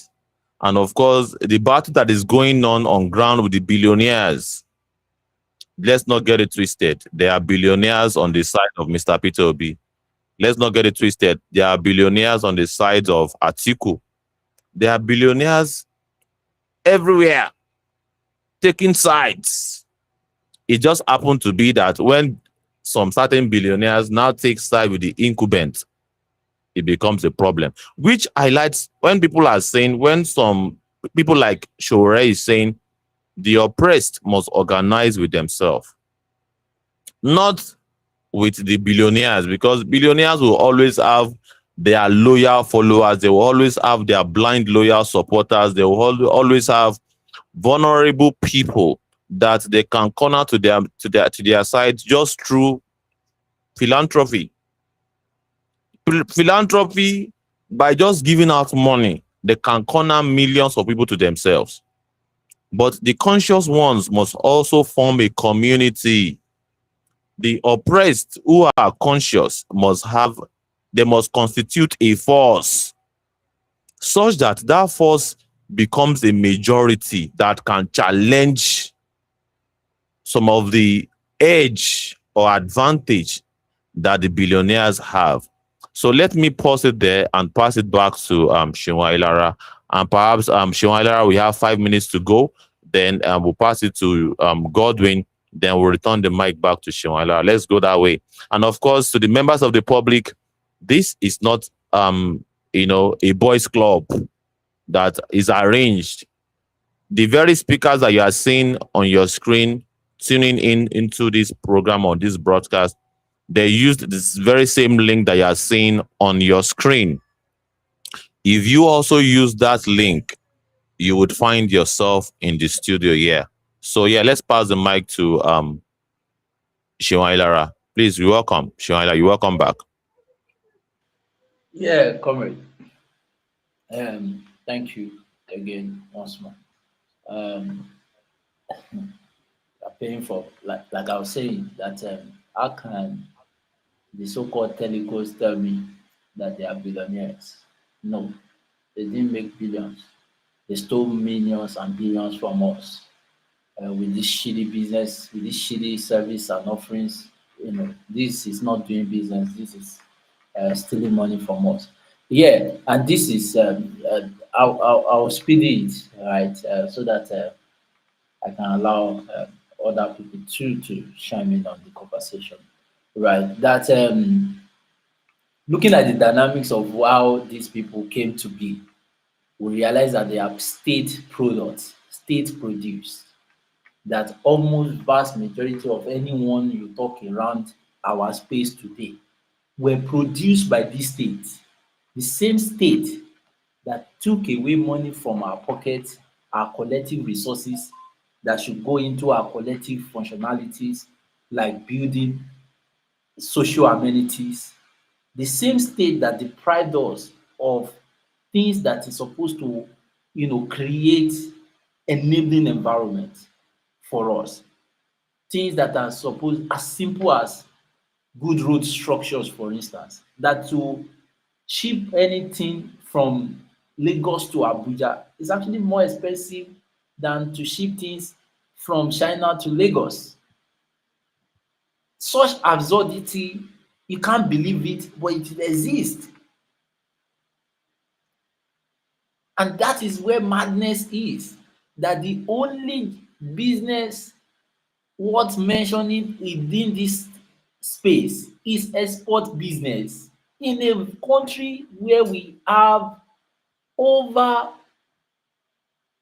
40% of our total population at in a working age, the right age for productivity, but yet we are the best of the business around here boast of containers. Can you imagine that madness?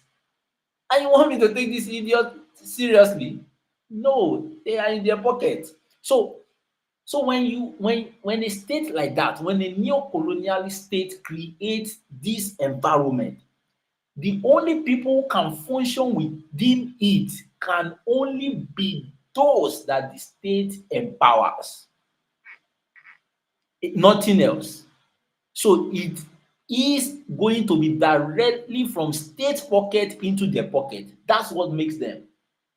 That's what makes any so-called billionaires around us. That is what is that not what many people are looking for? Government contracts.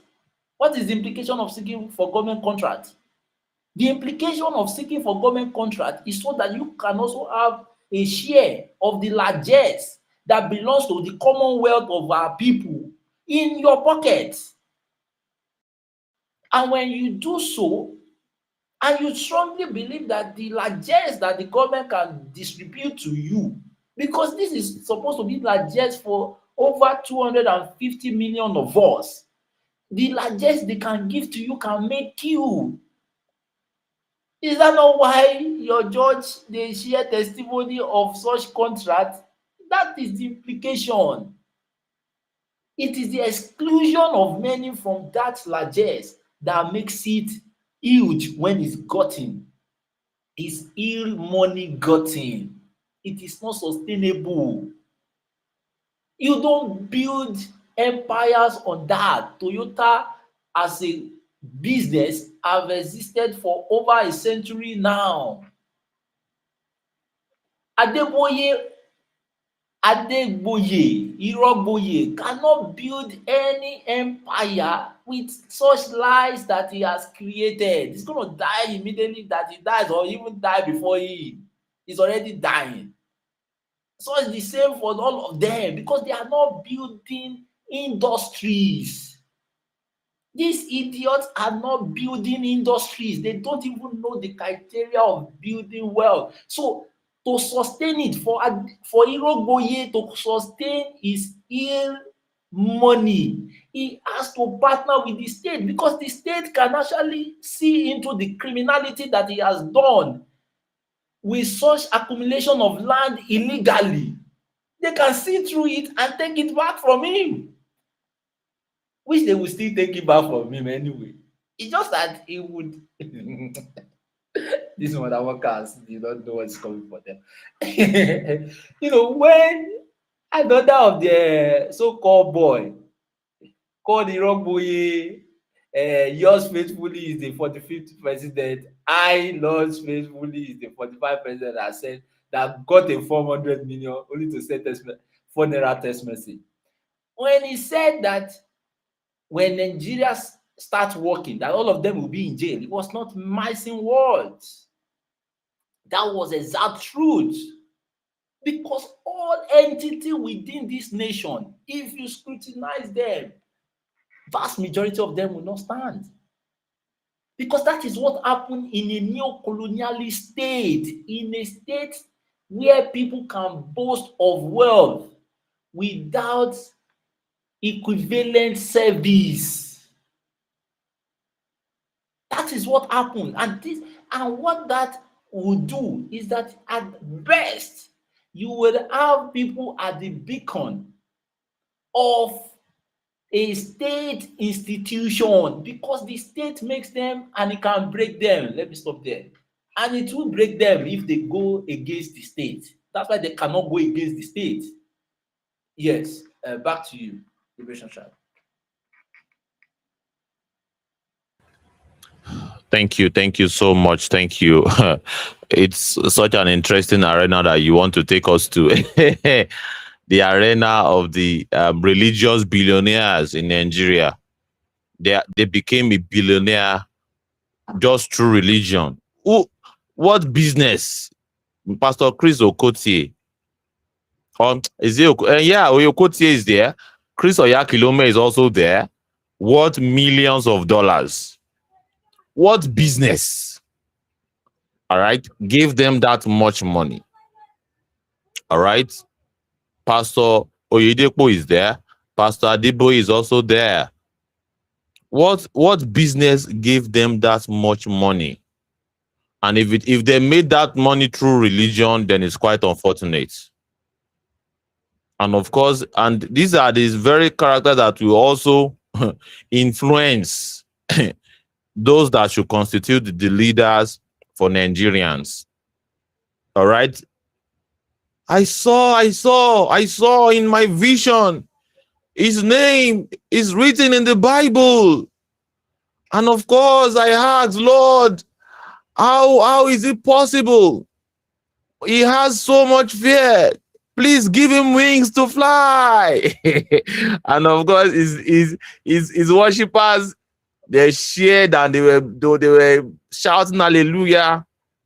And of course, we also saw the ones of how some pastor laid hand on some presidents in Nigeria, and that was enough signal that sent so much validation into the space of the Christian folks, and it formed but their political decision in some elections in the past. And of course, in the next election also, they are still going to have some roles that they are going to play. These religious billionaires, they are going to have roles to play. And of course, they will also call out the other billionaires who are against their own candidates, who are against their own chosen candidates. And of course, this highlights so much of a problem that we have in this country with our rich people. Rich people who would rather not take side with the people, take side with the very establishment that has, and they know. Just you need to see the level of awareness that these guys have, that things are very hard for people. They are aware that things are difficult for the Nigerian people. These billionaires, they are extremely aware. All right.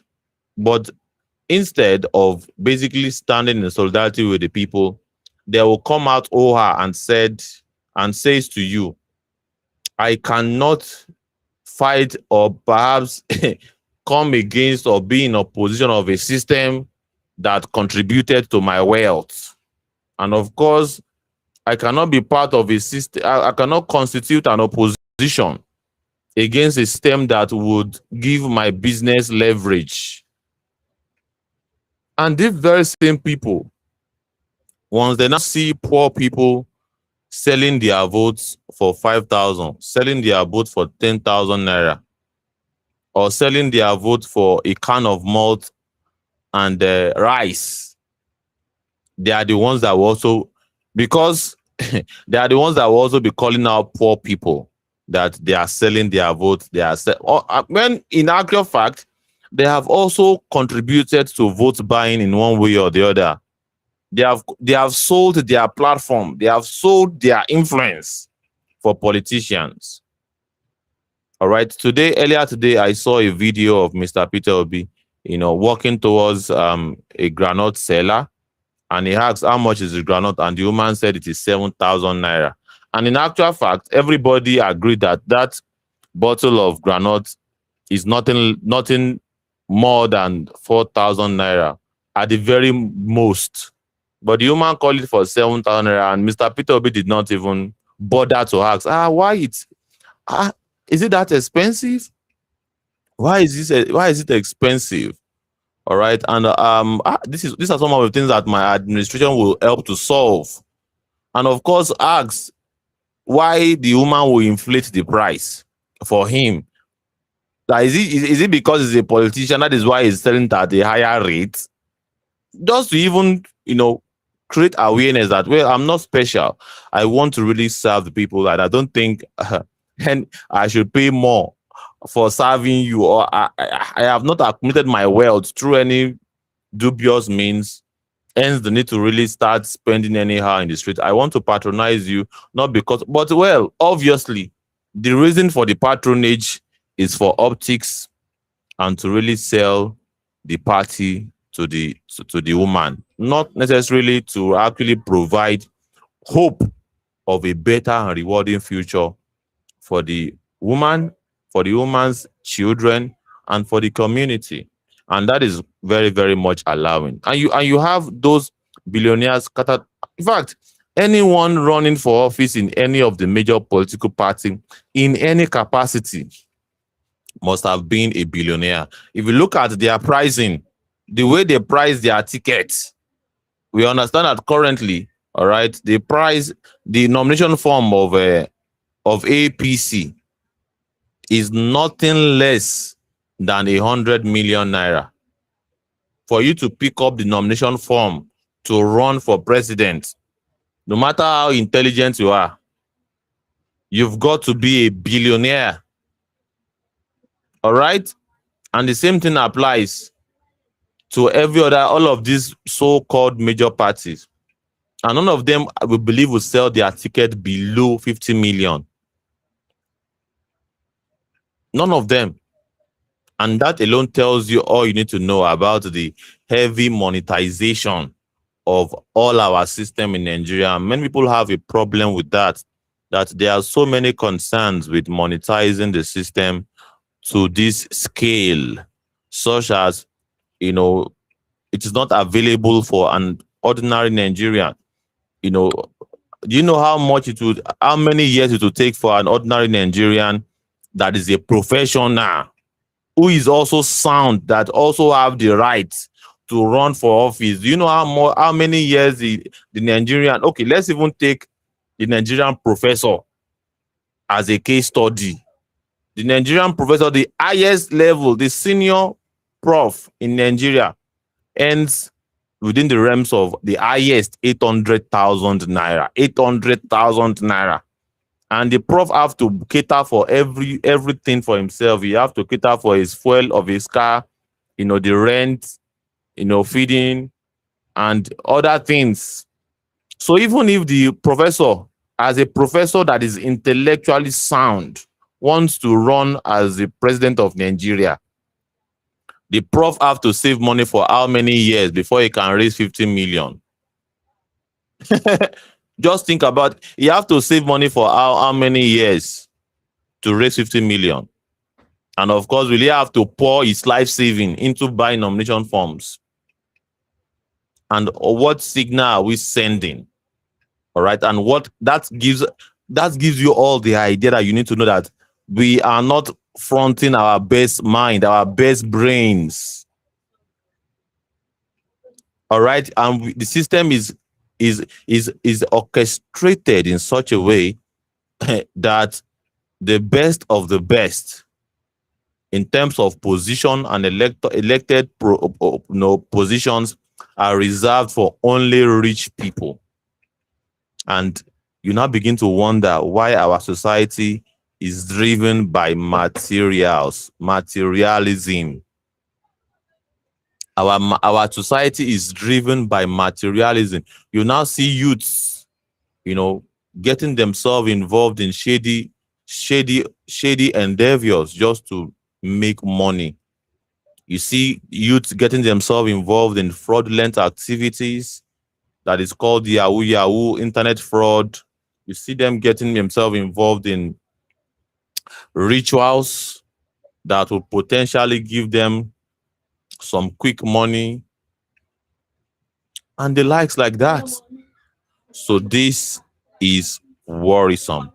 This is indeed very, very worrisome. And of course, in terms of the, the political terrain, it is saturated with only those that have money. And that is why Nigerians, it has also been programmed in the minds of Nigerians that there's no way you can do politics without money. All right. They will now begin to, if you're an ordinary man, even decide to run in a party like African Action Congress that is not, money oriented, By the time the person gets to the street, the people will be expecting that person to start dispensing money. They will assume that for anybody to have been able to pick up the form or perhaps emerge the governorship candidate or perhaps the presidential candidate, that person must have been a multi-billionaire. Should that be the case? Let's have that conversation. Let's pass the mic to Godwin Saints. Godwin Saints, you're welcome. You have been coming and dropping, and I understand that it is network. Network has been very, very bad. So let's pass the mic to you. Are you there, Godwin? You're welcome.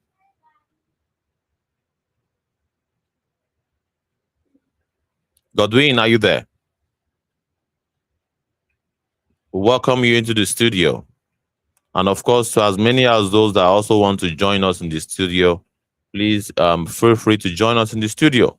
Studio is for the people, it's for everybody to have this conversation. Do you think the Nigerian political system is designed for all and sundry, for every strata of, for every class of people, that even a poor man can really run for office in Nigeria? All right. And of course, what do you think about the alliance, the political alliances, all right, in the country? What do you think about the alliance?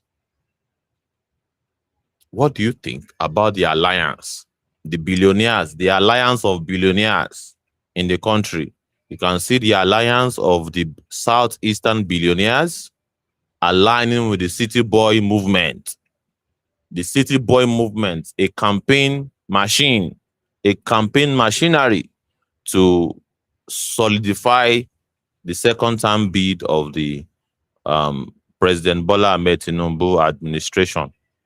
What do you think about this development of the clash between Isaac Fayose, the junior brother of the former governor in Ekiti State, saying that this is a huge betrayal on their people, that, well, the fact that they are picking up the cap for President Tinubu, and they are unwilling to really use this political alliance to secure the release of Mazi Nnamdi Kanu. He saw a fault in it, that, and of course, he also finds the fault is in how, you know, they are displaying their wealth. That according to him, according to Isaac Fayose, he is also as rich or even more richer than the likes of Obi, Cubana chief priest. But according to him, he said he doesn't flaunt his wealth, and that he works, he live a very simple life. Meanwhile, people like Cubana chief priest, they are flaunting their money and they are not that rich, which takes us to the concept of those that we consider elite in our society. The bragging of materials. My own Ferrari is the latest. Your own Ferrari is outdated.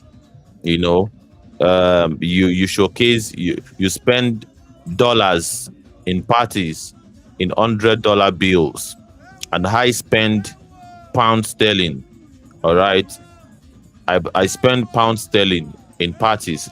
I have private jet of $5 million. You have your own private jet is $3 million. I'm still higher than you. You would never catch them, having a debate on, yeah, I have provided more job for my people than you. I have provided more job. I have lifted people from poverty than you. All they care about is to brag about their empire. Empire. I have, 100 companies. Of course, these 100 companies, you now be wondering, where are the 100 companies? Cubana chief priest said that he's employed over 1,000 employees. You now be wondering, where? Is it only under hospitality business that you alone employed over 1,000 employees? And how much are you paying them minimum wage? The current minimum wage in Nigeria is 70,000 naira. That is, minimum wage is barely $50. Minimum wage in Nigeria is barely $50, $50, and that is even equivalent to just a day's wage. That you don't even have to work the whole day in America. A day's wage in a country that also have oil like America. We also have oil and we have other precious stones. We have minerals. We are so blessed with. There are some plants that you cannot even plant it anywhere else in Africa. It will grow in Nigeria.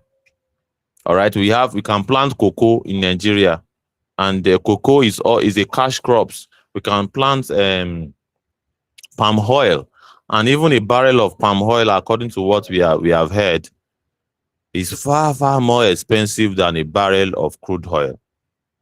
So what are we talking about? We're talking about value and how a people have been impoverished, and by and large, the billionaires battling among themselves in terms of who have more money, because we can now see the battle between Cubana chief priest and Isaac Fayose. How one is saying, well, what you are flaunting as your own wealth is just in my wardrobe. My wardrobe is as equally as worth 11 million pounds. That is your worth. And of course, the fact that I am able to walk into the office of Mr. President and had an handshake with Mr. President, that particular picture alone, all right, that picture is more than 20 million pounds. All right, so that is according to Cubana chief priest. He was basically replying Isaac Fayose pretty much that his alliance with President Tinubu is purely for the sake of his business. That he's doing this basically for the sake of his business. He's doing this for his own interest. That he's doing this for his own interest. So that anybody should not, that everybody, after all, we do everything for our interest. But is that really true? And of course, that on that note, I would shield my sword there. And I want to pass the mic to a new speaker coming in, the African Wahala. You welcome the African Wahala to the discussion. I don't know if you're ready to address us, but we are so happy to have you once again. You are welcome. How are you doing, sir? Thank you. Thank you so much. I'm doing very well. Thank you for having me. And thank you for the great show. Yes. Yes, sir. Yeah. I came across that video yesterday, both of them, Fayose and Cubana, going back and forth. And it wasn't a good look to both sides. Already, people like me don't really respect guys like Cubana. Fayose, I wouldn't have respected someone like that just based on his brother being a governor for 8 years. But I like the fact that he sometimes calls out the irregularities going on in our country, in our society. And I respect that, to be honest. But during the back and forth, I just see that both guys are not really deep. Forget about Cubana. Cubana really brings nothing to the table. But even the Fayose, he's not really a. It's not even about the depth. It's about what does he offer in our current circumstances where our country is really bad. Fayose doesn't bring anything to the table, really. We appreciate him criticizing some things, but when you started comparing wealth and you guys turned it into an argument about who has more money, I'm worth this, it's just a bad look. I'm also going to say that what Fayose said about Igbo people, it's a huge problem. It's a huge disservice to group everyone in an ethnic group based on the behavior of a few. It doesn't make sense. Although we all have our sentiments as Nigerians, we all have some thinking process that has been instilled in us from childhood about different groups. And sometimes some of those thoughts do manifest for the most part. And it almost seems like what we were indoctrinated with is validated by the behavior of different people. But at the same time, we have to be conscious not to judge everyone in a particular group based on the behavior of a few. And that's what Fayose did. And Fayose doubled down on that. So it's one aspect that I can criticize Fayose in. You shouldn't be criticizing an entire ethnic group made up of millions and millions of people because certain individuals in that group behave the way they did. And clearly, everybody is selfish. Cubana is selfish. He's doing what he's doing simply for his business interest. He doesn't want to become enemies with the people in power so that his businesses wouldn't be under any threat. If anybody else was in power, he would do the same. Assuming Peter Obi was the one in power, it would even be easier for Cubana chief priest and the other guy, Obi Cubana, to associate with Peter Obi, or even if it was Atiku that was in power. Even if Showore was in power, now they will be afraid to associate with someone like Showore because they know that Showore has principles. It's not only about money, but there is also principles. So, all in all, I'm just gonna say, both guys, they made a little bit of mockery of themselves, but they can come back from it. It's never too late for people to start making choices and start behaving in ways that are principled and predictable for the most part. And I'm saying this because if you're not principled and you stand for anything, well, you stand for anything that brings money. In the case of all these OB guys, if the only thing that you stand for is money, then you're going to fall for anything that brings you that money, even when that thing that you're falling for can be your destruction. And you never can tell. You see, I'm just going to make this final point. This Tinubu's administration, if you notice one thing that they do, people that criticize them heavily, they often reach out to them and try to bring them closer. That's what Tinubu's administration does. That's why they brought this guy in, Reno Omikri. They made Reno an ambassador, even though Reno had said so many horrible things.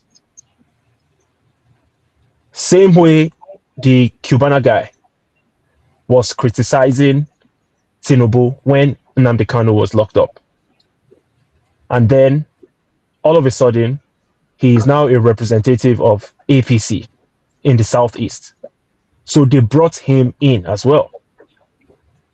And these guys that are bringing these funny guys into their corner, they are not stupid. They know what they're doing. And it might end up being a trap for these guys that they are pulling into their circle. And the reason why they are able to pull them into their circle is because they have no principles.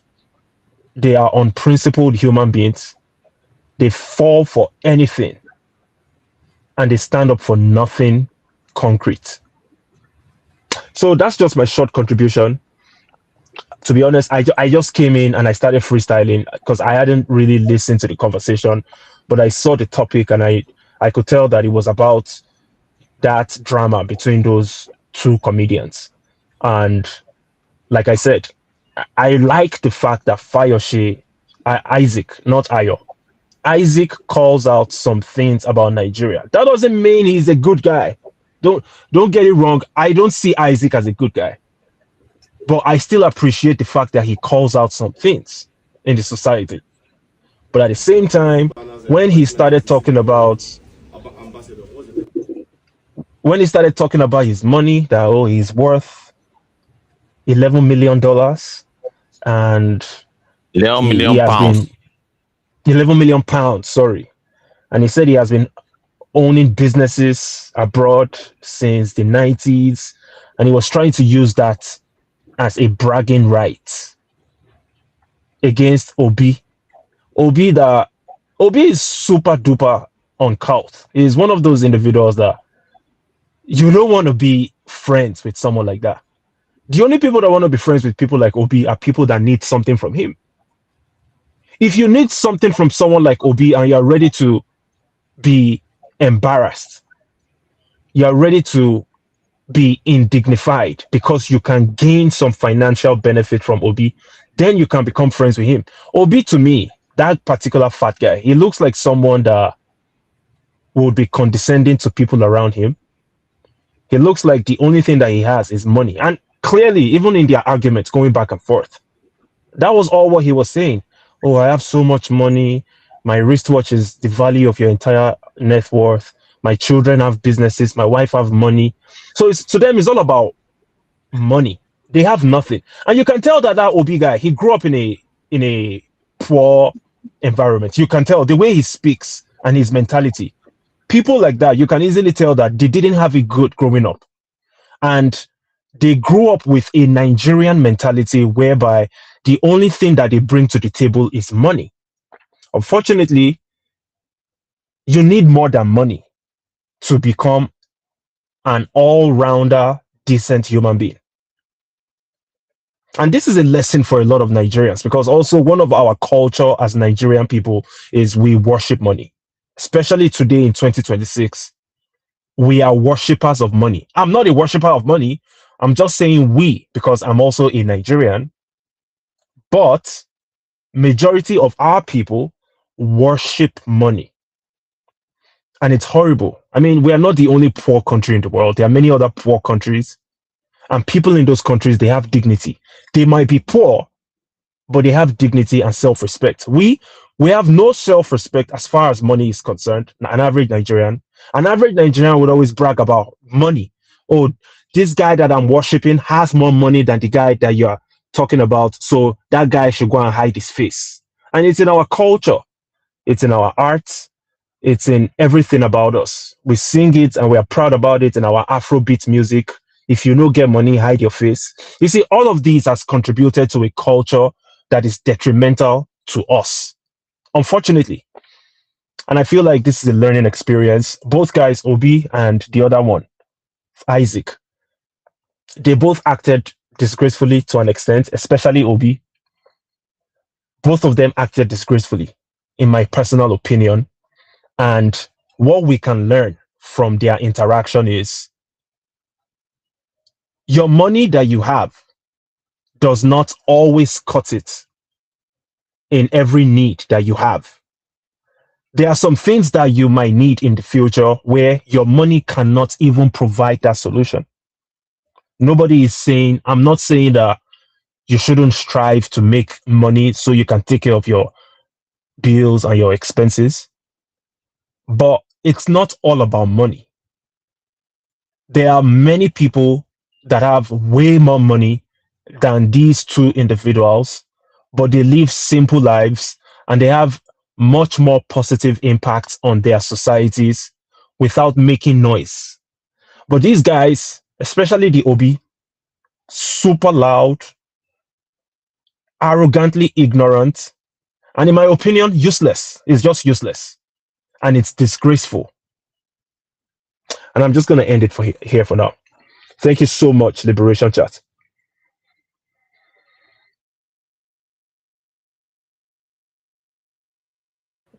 Thank you very much. And of course, we appreciate your talks today. We appreciate your sensitivity. We appreciate that you were able to analyze this issue very succinctly, and of course, you painted a picture of the reality of what we are going through as a people. Our over reliance, or perhaps our over display of our material possessions. And of course, we believe our value in life is tied to our material possessions. And of course, it has also formed the basis of our political decisions so far. And it has been detrimental to us. That is the sad part. That reliance on material possessions, material wealth, and not focusing on building a society, it has affected us. Okay, I was actually watching a video not quite long today of Ikoyi.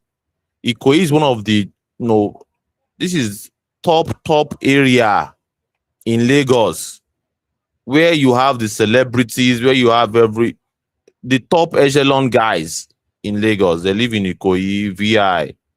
All right. But look at the environment. It's all filthy. And all of them, they don't care. Don't care.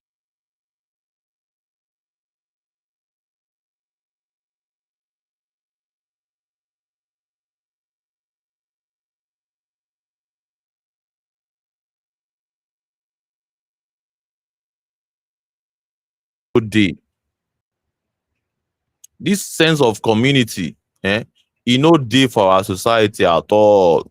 It's about individualism, and small rain like this now, everywhere go full, and it's as a result of, by and large, this over concentration of myself, what I want to achieve, what I have to brag with. You're bragging with a Lamborghini in a dirty environment. You cannot hold the public officials and the government accountable to make sure your environment is clean, because say now everybody now ain't they concerned, that ain't make you no care. But in your own place, in your own house, you go make sure say you provide everything for yourself. All right. But the environment, or perhaps the community, and of course that also reflects the society, you don't care. You don't care. And it's exactly what is happening. Our billionaires don't, now their own self, their family is okay. They are okay. Glory be to God. They go to church, worship God. It's as simple as that. As far as they are concerned, they want to paint the picture of that they are doing well in the midst of the chaos. And that, to a large extent, is giving them a euphoria. They are having a lot of, high episodes. It's giving them, their sense of worth is elevated when others are suffering and they are doing well. It is the exact, because if Obi Cubana has said, well, this is my political choice. I love Tinubu so much. I love him so much.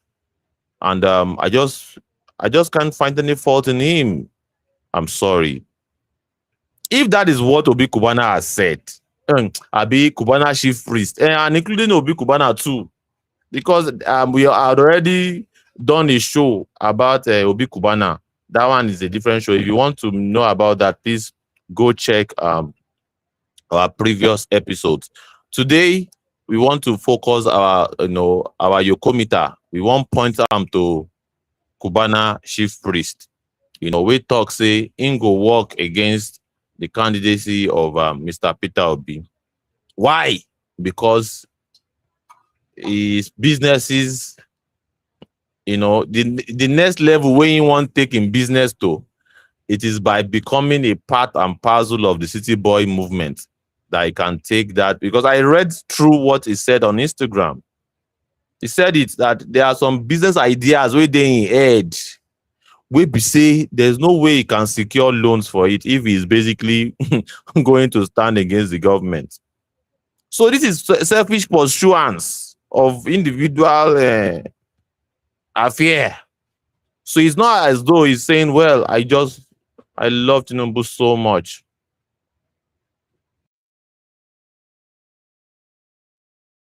So it's not as though he's saying that I love Tinubu so much, I so much fall in love with him, I cannot find any fault with him. He's the lover of my soul. the pillar that I just love him so much. That is not the case. He's simply saying, well, I have to fight for my own self. I have to fight for my survivor. And of course, when other Nigerians now do the exact same thing, because this rhetoric is very dangerous when it is actually about me, and my own self alone. When Nigerians display the exact same thing by saying, well, let me have my 10K and I'll vote and I'll just lock up. That is my own share in the national cake. Or when when an average Nigerian collects 50 million from politician and say, well, that 50 million, of course, I'll be able to influence my own circle of influence. I have over 50,000 followers and I'll be dishing out propaganda every day. I'll go load them with propaganda of how Tinubu suddenly becomes the best thing after the discovery of jollof rice, you know. So that is the crux of the matter, you know. Are we concerned about collective welfare of the reason why people like me now, I would prefer a Shure presidency is it has nothing to do with only my own self. It has not absolutely nothing. It has to do with the welfare of the generality of the Nigerian people, the welfare of over 200 million Nigerian people. Because I know the power of policy. I know the power of, for instance, now putting policies in place to reverse and bring back petrol subsidy. I know what it will mean for millions of people. I would never in hell, even if I'm over my dead body, am I going to support a government that removes any form of subsidy? Any form of subsidy. And we have not even scratched the surface of the kind of subsidies that we should be paying yet, that government should be paying. There are some essential commodities in life that people cannot afford, and they will rely on government to use their capacity as the parent figure to shoulder. That is the whole essence of government. If the government cannot help people to carry some of this load that they cannot carry on their own, if the government cannot help the citizens to carry load that is bigger than them, and part of that load, arguably, is the price of fuel. They are making the argument that to process fuel is expensive, to refine, because this crude oil belongs to the people, and they are making that argument that the infrastructure and technology to refine fuel is expensive, hence the need for it to be very, very expensive. Fine. But they sell this same product outside the country. It is being exported, and the country is making a huge amount of money on the exporting of these resources. So why not share part of the profit with the people by subsidizing it and making it affordable? It's not rocket science. There are other subsidies like medical subsidies. There are some drugs that, let's face it, ordinary Nigerians can afford it, and it is very, very important to their life. I have seen someone drop dead just because of inhaler. Because of inhaler, if you buy inhaler, and inhaler now is within the realms of 30,000 to 50,000, and I believe one inhaler does not last longer than a month. I believe such medical supplies for these people should be subsidized. Many people will also make arguments for subsidy of sanitary pads for women. How about subsidy for connectivity, internet connectivity? Many people would like to join us now on this broadcast, but they cannot because they have no capacity, because it's too expensive.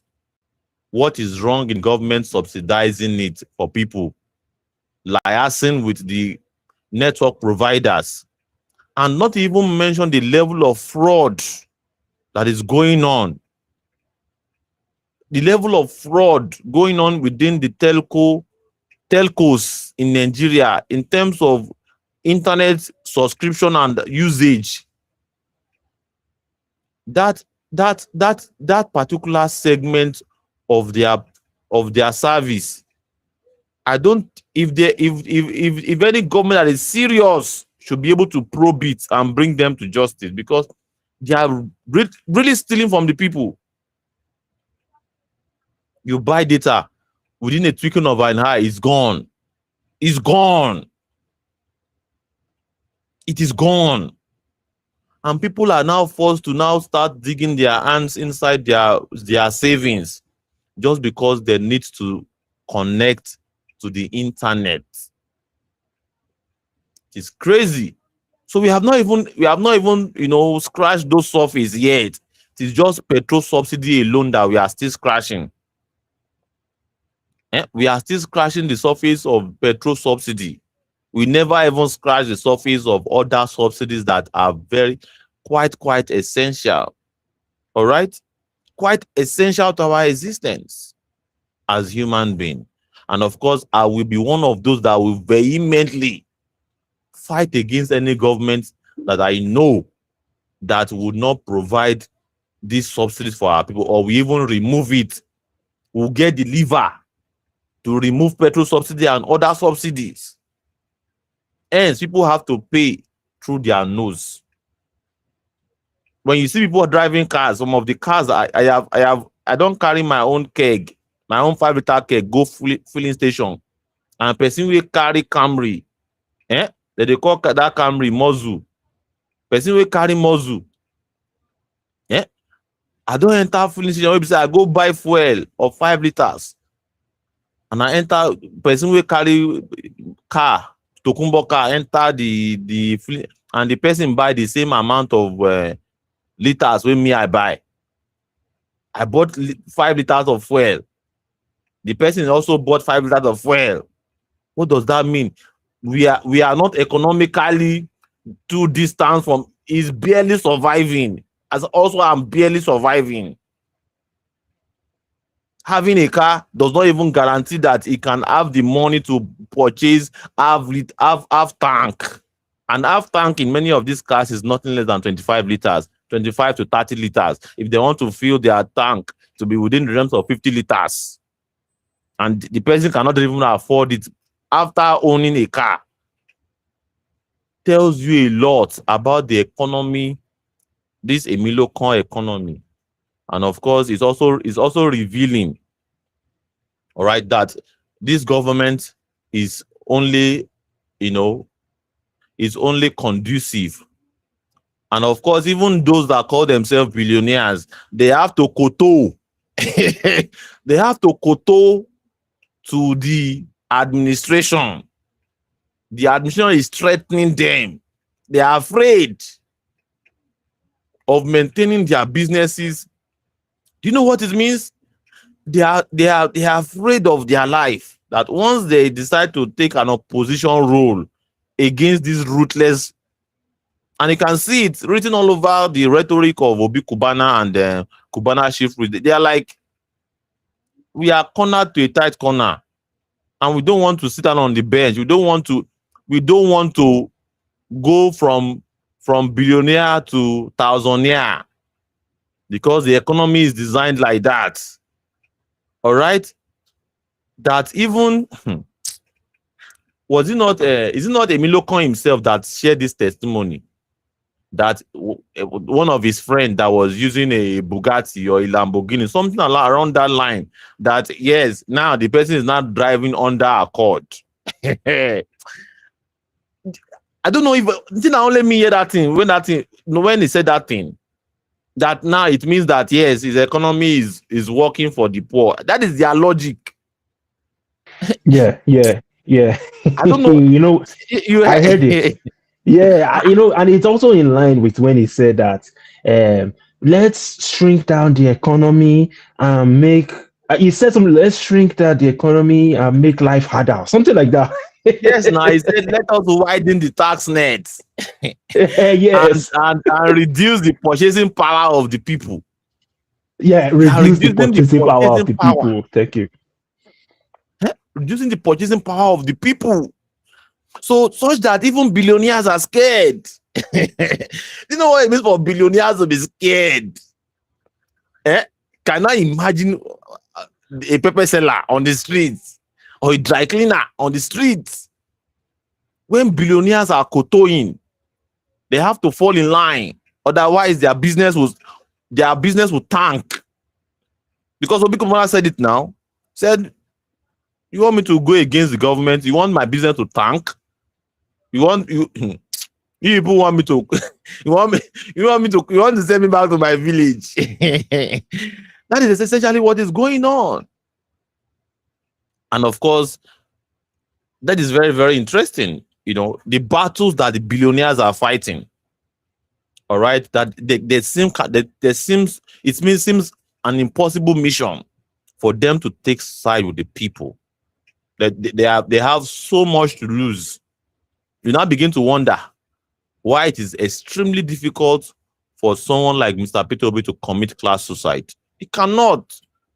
He would not, because he knows what it means to be a billionaire and he knows how ruthless the system is. Yeah, Godwin, you're back.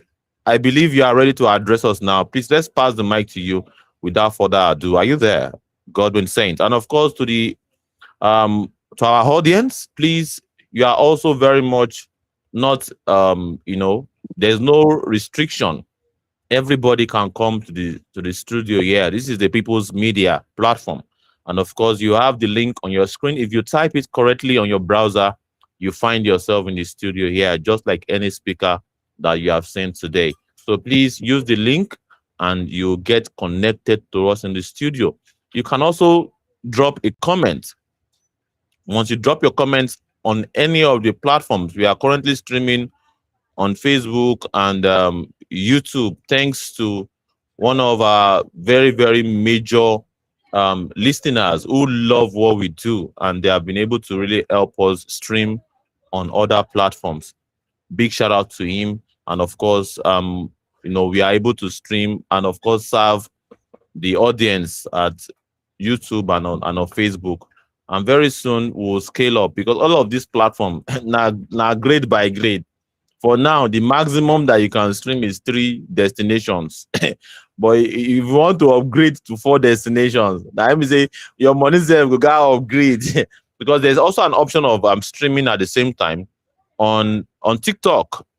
All right, so we would scale up to that level, but now let's be thankful for what we have already now. So let's pass the mic to Godwin. Godwin, are you there? Please proceed with your submission. Yeah, good evening. Yeah, well done, sir.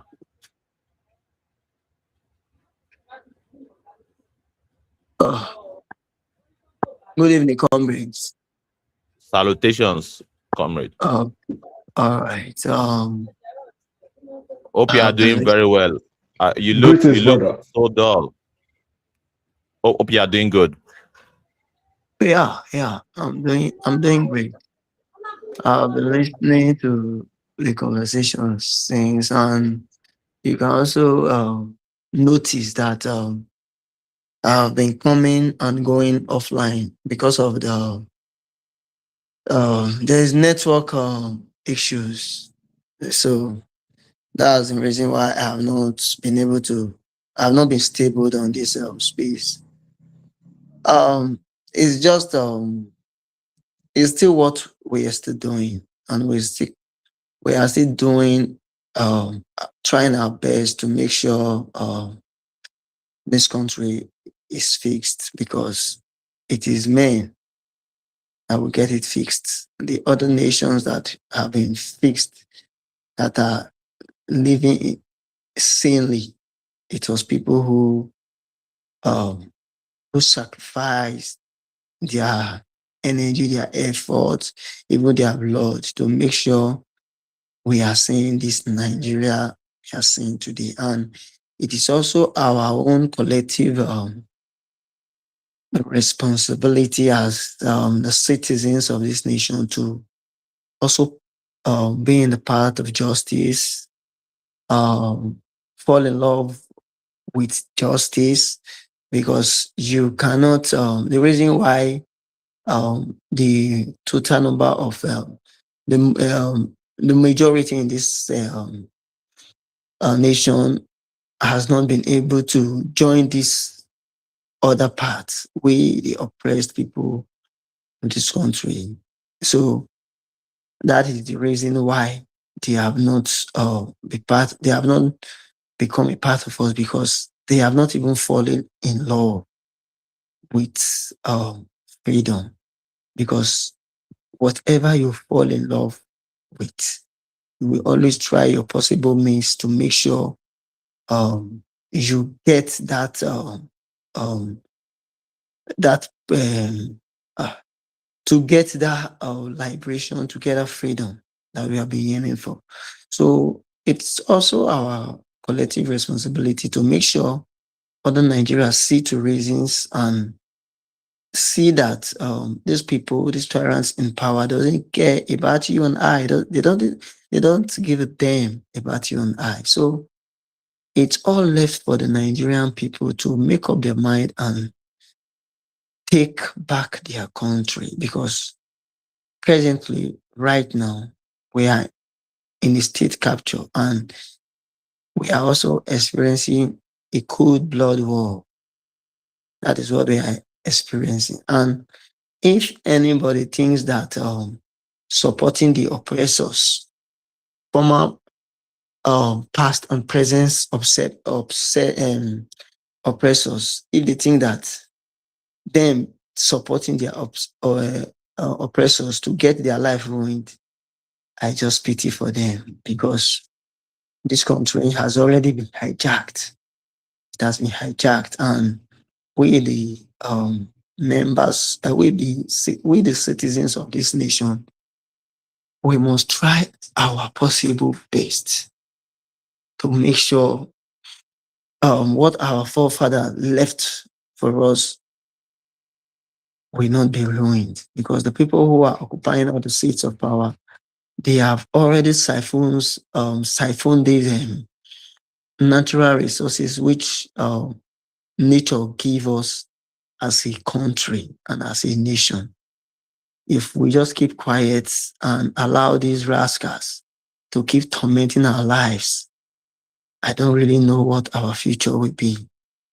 Because as it takes like this, there's no hope for the common man anymore. And it is now left for us as the oppressed citizens that are hopeless currently to form a formidable voice to make sure we oust these rulers in power. If we don't do that, 10 years' time, it is even going to worse, because any day in this Nigeria, our situations, our situations keep getting worse and worse on a daily basis. So how do we remove ourselves from these barricades of injustice? How do we cross this barricade of injustice as these tyrants have already used in blocking us, for us to also experience the good, the experience what nature gave us as a nation? It's a pity. Nigeria is a milk. It is a country flowing with milk and honey.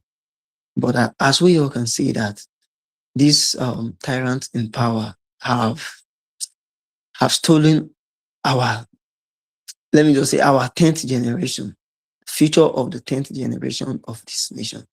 They have already stolen it. And it will be very, very sad that we'll continue to recycle past and present failures that have brought us to this level of retrogression and recklessness. It's such a pity.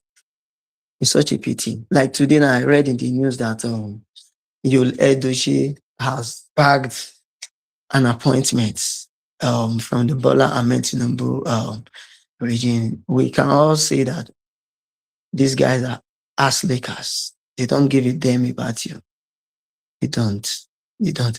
And These days, we are seeing the cap of Emeloko in the hands of so many Nigerians. What does this really tell us as a nation? Other nations are moving forward drastically, but here in Nigeria, our situation gets worse, keep getting worse and worse on a daily basis. And how do we remove ourselves from this chaos that this from this chaos that our elders and our political rulers have brought upon us? It's such a pity, and we can no longer continue like this. You understand? And as long as we have saboteurs in our midst, snitch in our midst, it's definitely going to hurt, but we will get there. We will get there because, as Comrade Amoyele Show said a few months back, that the total number of people that wants this country to grow is lesser than the total number of people that want this nation to be ruined, to fall in ruins. And as such, we can't allow this injustice to happen because it's already eating us deep. It's already eating us deep. And it's very, very unfortunate that we cannot continue like this. That's just it. We can't continue like this. And if we continue like this, our future will keep getting ruined and ruined and ruined. So that is why I will always urge every meaningful Nigeria that truly wants to get this freedom and this liberation. It is not going to fall from heaven. Yeah, it is not going to fall from heaven because the way it is now, I don't really know the hope what 10 years, 20 years lives for this upcoming generation. I don't really know. And if we continue like this on this path, they'll keep eliminating us one by one. We have rulers in this country that don't even know what the common man is facing. It's a pity. And there's also a question I would love to ask.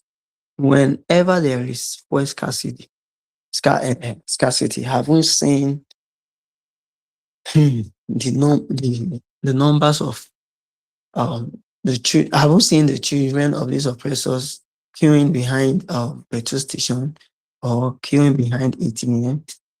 You understand? We've not seen them. We've not. Because whenever they want to travel, they take flight. And whenever so it's just so unfortunate that we found ourselves here. And the only way we can remove ourselves from these shackles of pains, from this recklessness, from the people giving us recklessness, from the people who think that they are born to rule, even if the masses said no. They keep on fighting and fighting till they get that power, because it is only the power that they wield currently that is even making them relevant. Without that power, they are irrelevant, because when these rulers were in power, they have all the means, all the accessories, all the plans. They have everything, the financial capability to fix the wrongs of these elders. Such a pity. And I don't really know where we are going, because on a daily basis, this country keeps getting worse and worse. I don't really know where we are going, but I am assured that we are going to get our country back. We're going to fix it. And there is also something I realized today, is that you don't, first of all, there is nothing called democracy in this country. Let's just not even debate that. It is just my own opinion, which I believe that I can still share it. So I'm not even urging anyone to share it. We are not practicing democracy. There is nothing like democracy in Nigeria. Yeah, there's nothing like democracy. And if anyone tells you that there is democracy in Nigeria, that person is just a bigger joke. Lying to yourself, lying to the nation, and lying to the citizens you swore an oath to protect. It's such a pity. It's such a pity because in Nigeria today, when you see wrong and speak it out, people will always be against you. So are we now going to keep quiet more and more? Why innocent people's lives are being destroyed, ruined by these oppressors in power?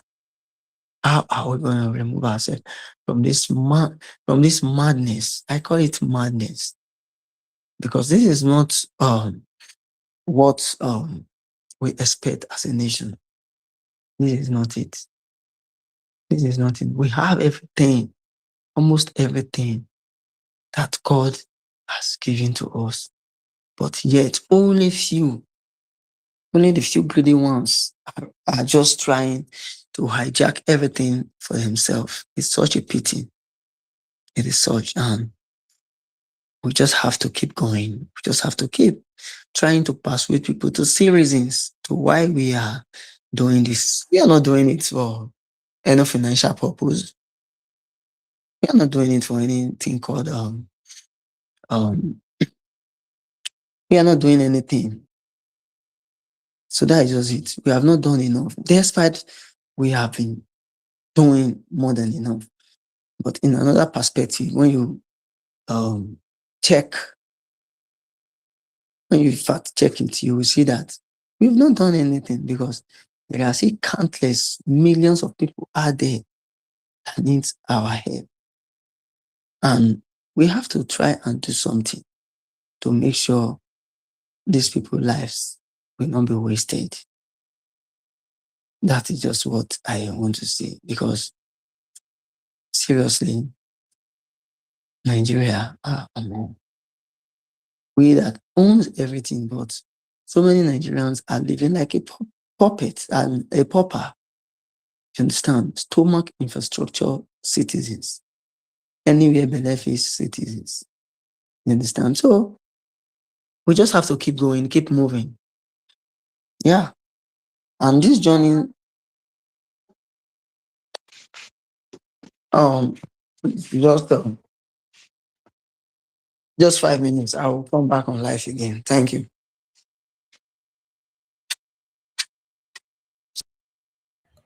Yeah, thank you so much. Thank you very much, Godwin Saints, for your submission. And it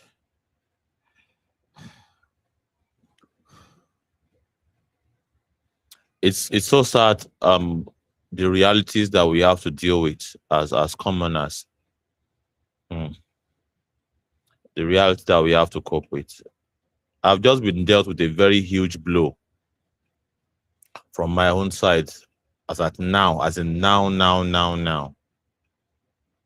And the kind of the and of course when people see us shout and shout about the fraudulent nature of how people make their billions, it seems as though one is just trying to make things up or trying to blow things out of proportion. You you brought an option that, well, try our AI, and I'm going to expose this. It is about Grok AI, and I'm going to take my time, regardless of how frustrated I am right now, to explain in detail so that as many as those that are listening will not fall into that same trap. Please do not take their free mode. Do not take it unless you have deactivated, because they have a way of luring you. They'll say, well, it is not automatic. Try our Grok AI free.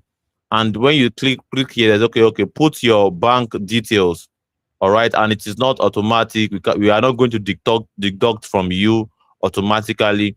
Just try the Grok AI for a week.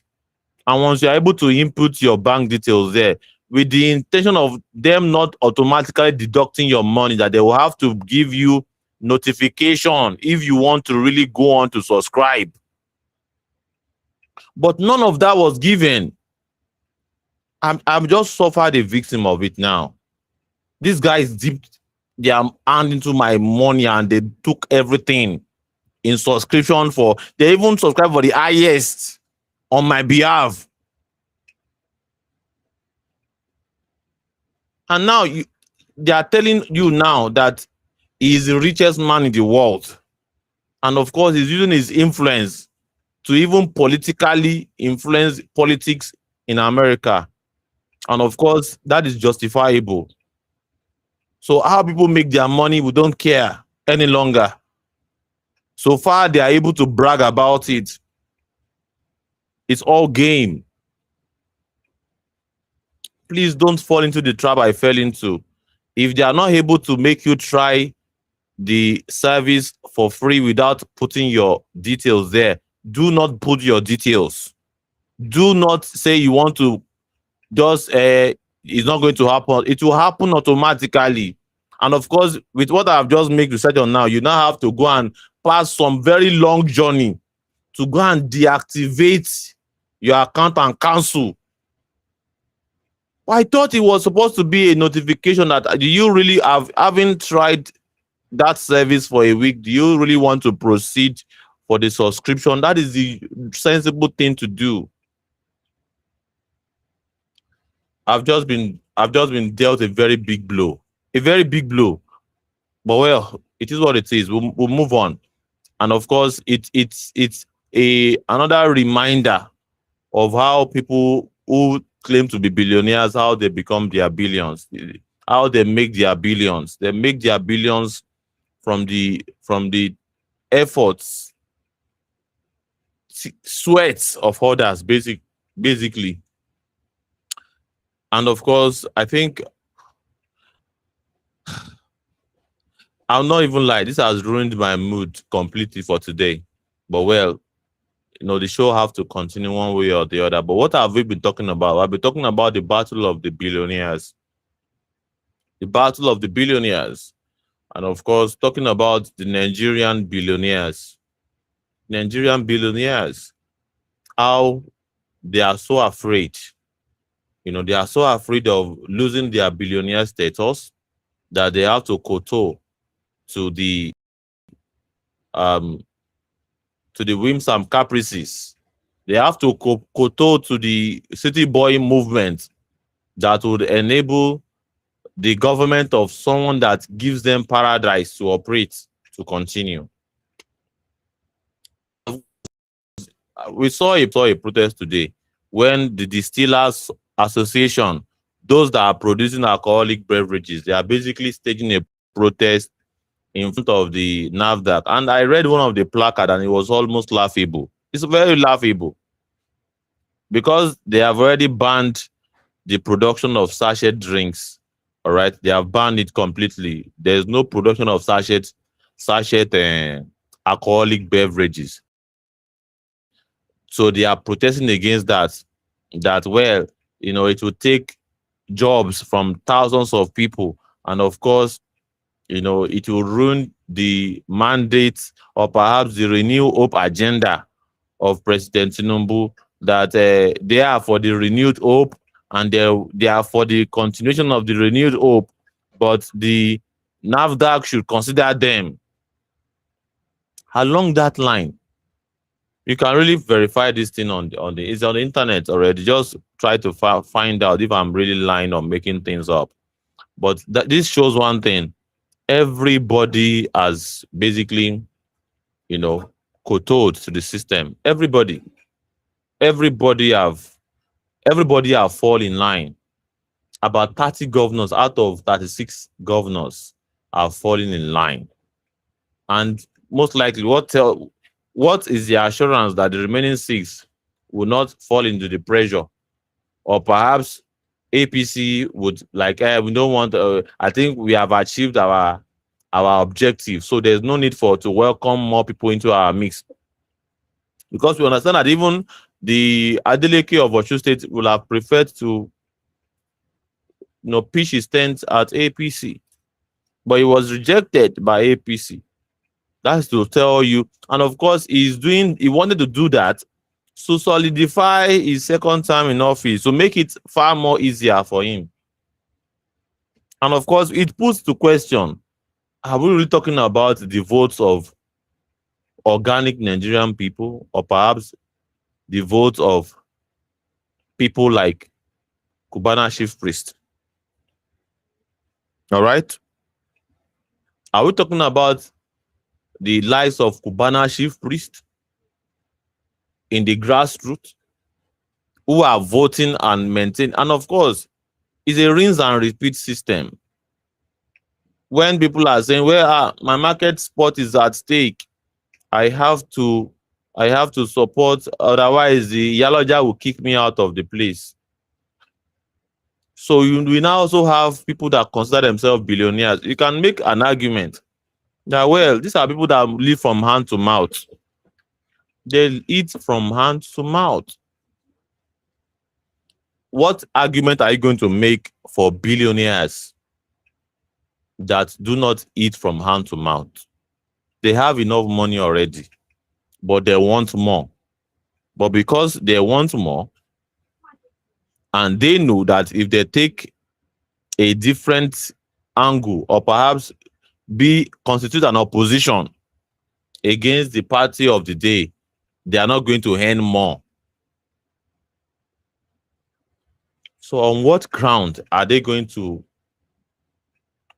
talk down?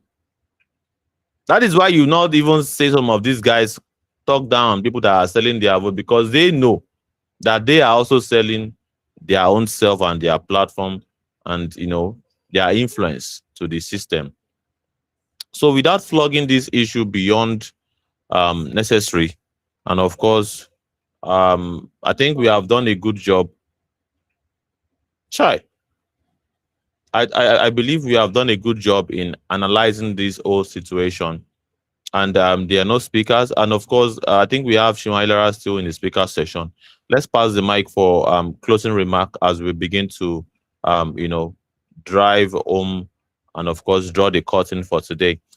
It's about 3 hours, 7 minutes that we have used on this broadcast. So we have really, looked at this issue from different angles. And of course, we also have a breaking news for you, just to tell you the level of, the level of impunity that we are dealing with in Nigeria. The impunity is serious. The impunity is serious in Nigeria. And I can tell you, thank you so very much, the African Wala. The impunity is much. And from the news that we are getting, all right, from the news that we are getting, the news is about duplication of projects.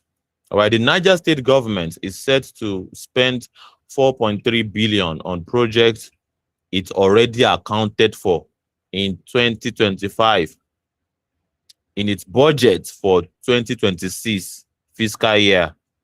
This is from FIG Nigeria, all right, has found. That is, this is duplication. They have already accounted for it, 4.3 billion naira project. But they are already budgeting for the same project again in 2026. All right? Under whose government? APC government. APC government. And this is something that has been happening, duplication of projects. And I think I saw a report by Fayose also around that same, around this same issue, where among over 2,000 projects, just about 1,000 of them, all right, or just about 1,000 of them saw the light of the day. Others are either abandoned or not done at all. And the budget has been approved. Monies have been approved. Go to Rufai Oseni's page on X here. Go and verify. It's a very thorough investigative journalism. And it tells you the people that we are dealing with in Nigeria. very ruthless people. And of course, their impunity is also very loud, such that hmm, Nigerians have to really, really be very, very serious when it comes to the next election. And we can see signs of even the mighty falling. And this tells the Nigerian people that this is no joke. This is serious business. This is a very serious issue. Let's pass the mic to Shimailara as we draw the curtain today. We'll reconvene tomorrow once more. And of course, Shimailara, your final statements today as we draw the curtain. Are you there?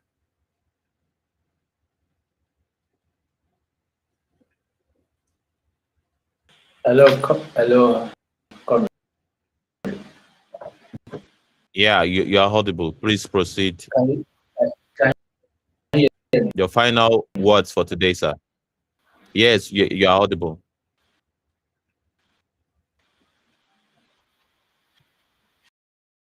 Yeah, my condolence. They are showing you strong team. You know, um,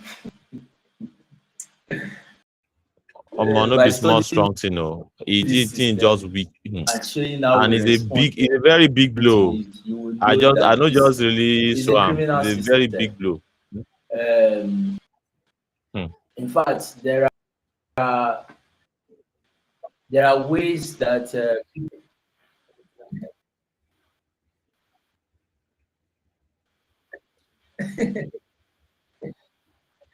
I understand. Um, in order to mitigate, see the response of the oppressed, the people, go and check it, is in line with what the system is. It's a fraudulent system for what it is. So there are ways to that people have discovered now to generate fake cards so that they can mitigate this because they have realized that over time that has become a pattern. So there are fake cards to be generated with fake name so that people will generate and use for testing period because they understand that the so-called system is not interested in all value. That's when we say capitalism, people don't understand. It is the prioritization of profit over human. That is what makes it fraud. For anything for fraud, there must be prioritization. Wow. Wow. Wow. Think we have lost Shinwailara. I believe he should be back. Let me wait a bit for Shin to reconnect. Because pretty much we are basically, coasting home at this point. We have really highlighted the battle of the billionaires. All right, how the Nigerian billionaires are basically standing on the mandates of Tinubu right now. They are standing solidly on the mandates, and of course, the impact of that to the commoners. Yeah, the impact of that to the commoners. So that would mean if President Tinubu is not doing very well, they are standing in on the mandate of Tinubu means the continuation of the suffering of people that are saying this administration has been hellish for them. And I don't used to pretend. I am part of those that are saying the administration of Tinubu is the worst ever in the history of Nigeria. Since I have been alive, it's the worst. It is the worst. So, and of course, if the billionaires are telling me that they have to protect their own business interests, that is why they are falling on the mandate, then it's unfortunate. Poor man picking is really, really there's no way All right. Unless the poor people, I've always said it, unless the poor people organize themselves and wrestle and bring down this corrupt system of things. Bank pa generator yẹn. So please proceed. You're back, Shinwailara. Please proceed, sir. Yeah, man, these motherfucker systems understand what they are doing. Yeah, so but yeah, just to end the battle of billionaires, these ones are not billionaires, these ones are houseboys, you know. And just like when when you would require your houseboy to pledge allegiance to you, um, if your houseboy understand what is best for them, uh, it's in their interest to pledge their allegiance. What we would not realize over time is that the houseboys, probably because of the tertiary that drops, you know, would suddenly become loyal to us, the class of the oppressed. That suddenly the house Negroes, you know, have the same interests on the field. No, no. The house Negroes now consider wearing their used clothes of their masters luxuries, considers wearing and scrubbing the pots, you know, to scoop the of the food from the pot as luxury. They imagine this. They want to look exactly like their boss. So the fact that their boss could throw some of the wretched, you know, clothes to them to go and wear, you know, of course, because their measurement is to distinguish themselves not from, you know, the powers that be, but with their brothers on the field. So if you measure these idiots, their measurement, their competition is against us. It's the same with the idiotic president singing Bugaon and his wife, idiotic family, you know, singing Bugaon, you know, because their measurement is not to compete with Macron, it's never to compete with Trump, it's never to compete with Putin. Their measurement is to compete with the same persons that they are meant to cover, to shield, to, you know, create some level of security. So when you, it's like you have your, it's not like you have your enemy in office with power. You have entrusted your enemy with power. So Nigerians, it's not shocking that they would, you know, throw dollars to their people. Jonathan did it in his course of administration. You remember the second re-election, and how Jonathan was bribing everybody with dollars, you know, and people were showing this on air. So it's crazy, but it's not new.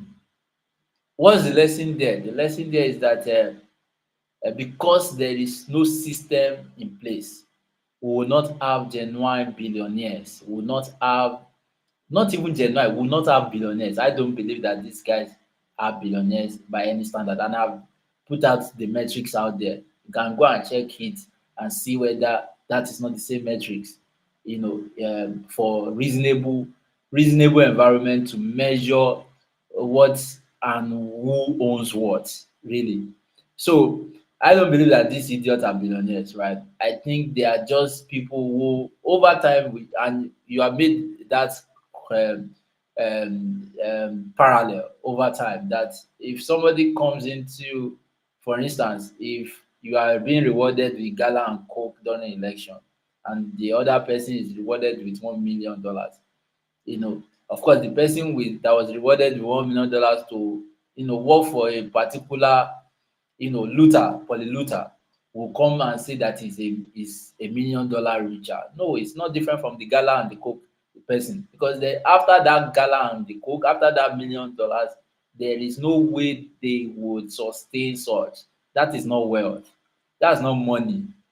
That's simply just, you know, whatever you could call it, you know. And that's why the conversation is not, it's not to look towards these guys to want to share anything. is to is to request from a dumb ass nigger to share any other stuff, because there's nothing to take home from these idiots. I pity people who listen to these idiots, really.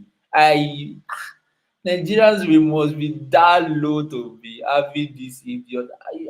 Fayose, Cubana, she they call it chief priest. I don't care whatever you call them, Adeleke, whatever.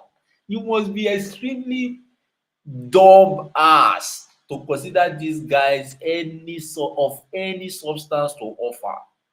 And that's not a jab, that's the fact.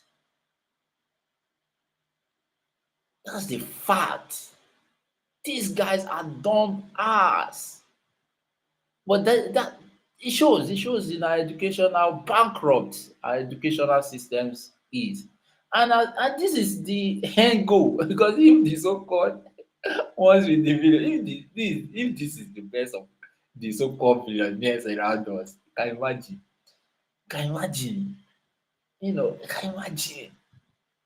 how oh, we need to see, we need to number one, we need to realize that these are the worst of us, and they are the worst of us because there is a system in place that promotes the very worst of us for not able to contribute anything meaningful to the society but be rewarded for everything that we should collectively own. And that should get you angry. That is getting me angry. That is angry enough for me to now begin to organize with so-called victims like myself. Because this should not even be the criteria. The criteria should not even be that somebody have money to buy things and someone else, especially food. We are living in a country that is, as I said, a idiot Oleboye àti Irọ́gboyè said people will come and be begging for food. People prayed it. That's the level, that's the low level. Food. That these guys are merely survivalists. People are not even rising above the physiological needs in this country with their billions. These guys are not at the level of security because that's what it means. That's what it means not to be able to divorce yourself from politics or from the so-called polluters. That your business, your survival still depends largely on the politician in power, and that you will do whatever it costs to protect that interest. That's survival. And that's physiological needs. Whether the person is eating bushmeat per day or someone is eating akara to meet with the physiological needs of food, he is still survivor. Kò tí kúrò lórí survivor náà ló ṣì wà. We must be seeing it that way so that these idiots will not come and be deceiving you to think that they are up above the hierarchy or the position of survivor. These guys do not have security because to build security, there are several things involved. Even to meet with your physiological needs, there are several things involved that must be in place. Things that they now consider luxury must be effectiveness. These are tools of effectiveness. Owning a car within this nation is still considered as luxury. Owning a 2014, 2012 model car because because we are not building system. You don't call that billionaires. These are not billionaires by any standard. But amongst the so-called, you know, I no like to dey abuse us victims really, because we are victims. Even these idiots are victims. Well, when they come out to tell us these lies openly, we should be able to debunk and not give it a thought a dime. We should not even I don't listen to these idiots. I don't listen. I don't come across their content. I don't listen to them. They do not exist. That is how inconsequential, because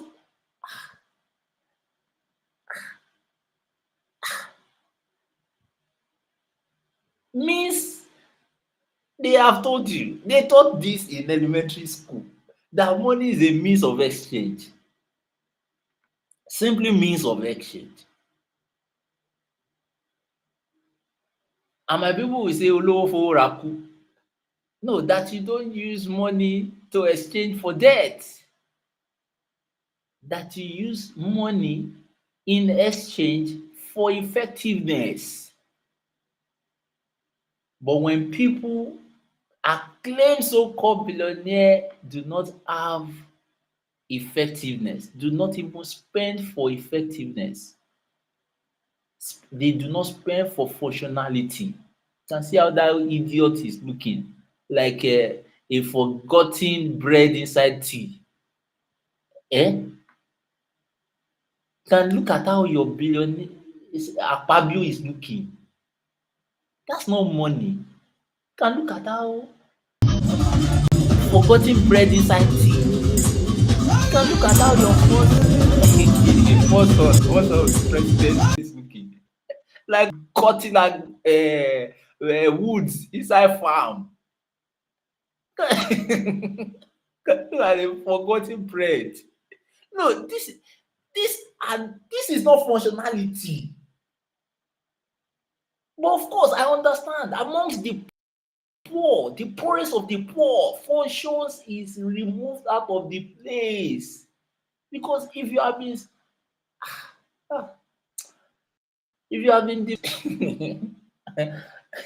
as a child and you suddenly now grow up, you will eat meat like say tomorrow no dey.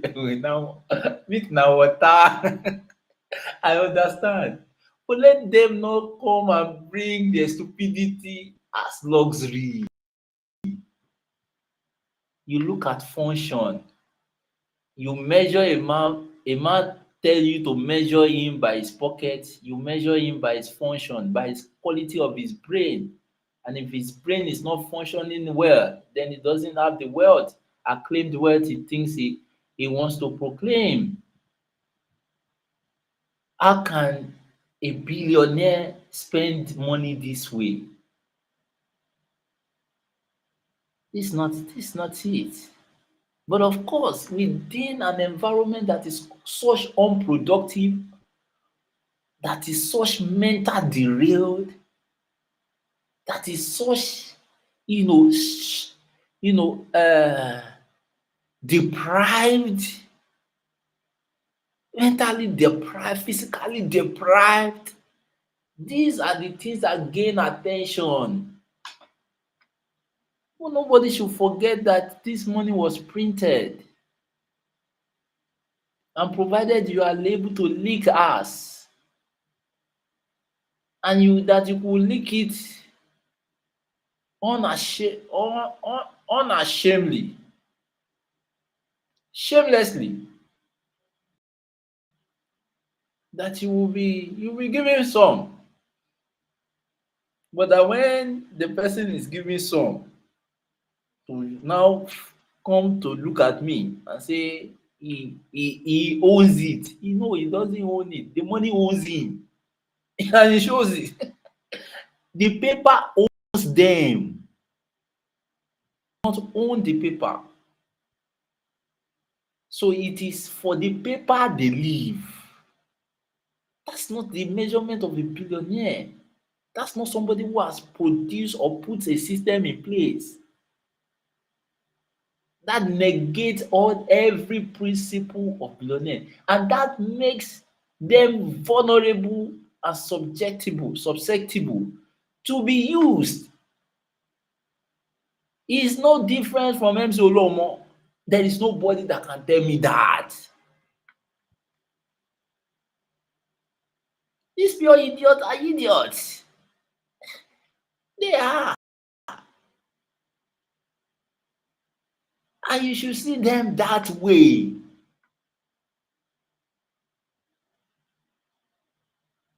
They are not investing in organizations, in systems. And I'm not saying they should invest in organizations and systems for the benefit of the people. No, it's for their benefit. This is why these guys are not billionaires. That is where their source of wealth is from. These people are not even qualified to be called wealth. That is where their source of money is from. You remember the story that Showore usually gives about his encounter with one time billionaire before, called MKO Kashimawo, that he gave him money from the popular Ghana Must Go, and that he refused it even as a student wearing Dunlop. And because of that gesture, because he had not seen such person with such wealth inside. You see, paper don't make a man, man made paper. But of course, in a system that is so declining that you could be relegated into by one idiot to trick you to come and be praying for paper that was printed and made by a man like you, that can be saying angel deposit. Ah, God. If you could be tricked that way, Nigerians, this madness would exist. That is why these idiots like this would get any meaningful attention. The rest of them to their worst say this miracle prayer one way or the form or the other. Abrahamic religious folks praying about money. What the heck? You see, they have relegated you to the point, to the least, and that's what capitalism is supposed to do under this neo-colonialist state, is to relegate human mind below paper. Whoever does that to you has killed you. Yeah, African wala. Angel deposited money in the bank. And it's just madness. It's just mad. There are a lot of madness going on in this country. A lot of madness. Every of the institution playing their role to solidify the mad people in political office like we have today. And this is time for these idiots, for these rascals in so-called business to play their role. And they will play it because the rascals on the pulpit have been playing theirs. Don't you get it? The rascals that forced you to pray Japa as testimony. What do you think is benefit? With so much wealth in our land that the God can only find you your survivor when you escape the land filled with milk and honey. That must be madness. But you prayed it anyway. You believed it. And some of you went back to go and share testimony and say, God, my father is the Lord. God answered prayer on this one thing. What the heck? That's why you will look at these idiot rascals.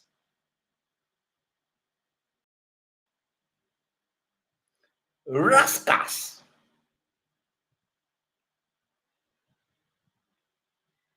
At what point do rascals determine the way we should live life?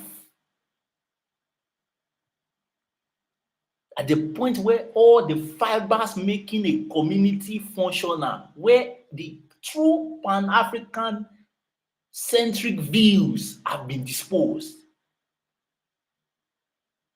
In the true Afrocentric view environment, this will not be the highlight of any point.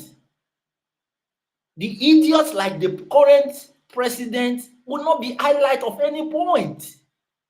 Haven't you heard that my people will say olówó kan láàrin òtòṣì, okó lòtòṣì, that a singular wealthy person amongst miserable people is not different from the bunch. Meaning his worth will be determined by his network. Haven't you heard the principle of Ubuntu? That you cannot be without us. I cannot be without you.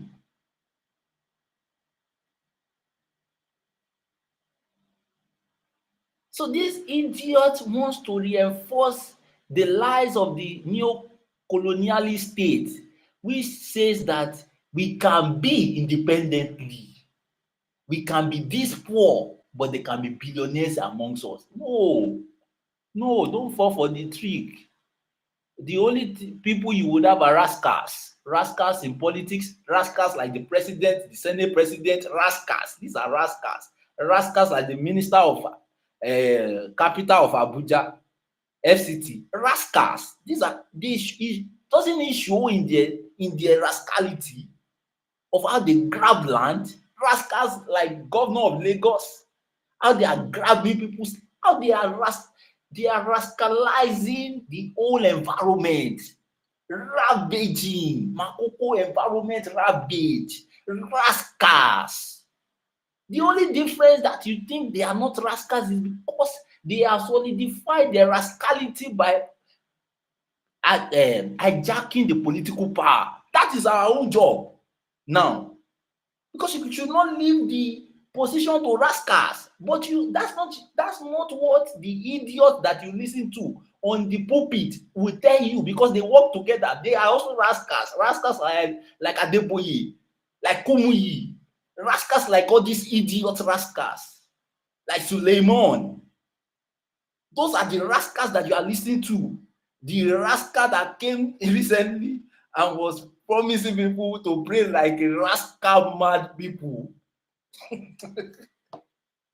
These rascals now trick you to say that you should leave it for them. You should leave your land to now where? To where?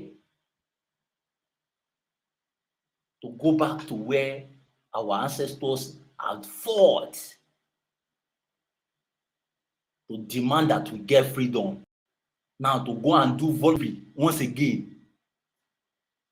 These rascals have taught you that fighting for our land and for our collective freedom from this rascality, that their rascal masters, because the kingpin of rascality are American, the UK. These are the rascals of them all. Rascals that put our people to years of slavery, centuries of slavery, and defended it and made it legal.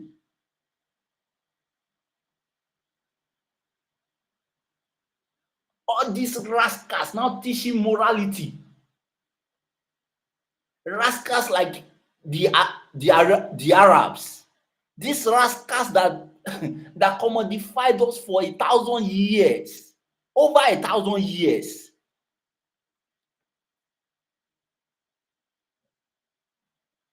See, you take lessons from rascals, all abroad, rascals.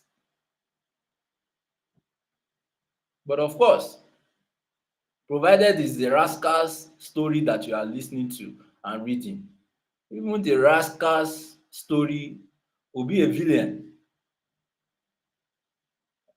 You will be a villain in the rascal story, and you will be the hero, says African proverb. So we need to detach ourselves and take back our land. Our land could put every one of us a billionaire. Africans are still barely about less than 2 billion in terms of population. Every Africans can be a billionaire, and there will still enough left. What do you even need to be a billionaire? And I'm not measuring billionaire in the terms of this rascality, because this rascality of Americans and UK is to print paper and say that that paper worth more than our gold and our diamonds and our resources, our crude, which they do not have. These motherfucker rascals do not have crude. But yes, they have the largest reserve of crude. These rascals. Some of us have now started believing in it that they have oil. Hey, one day the bush will go catch the hunter. Very soon, the bush will go catch the hunter. One day the bush will go catch the hunter, catch the hunter. These rascals parading themselves as rascals. You, United States of America alone, UN has 29 to 30 UN base in Africa. How many will be for Africa? The borders they created is just about 54 countries. These rascals ravaging every African land.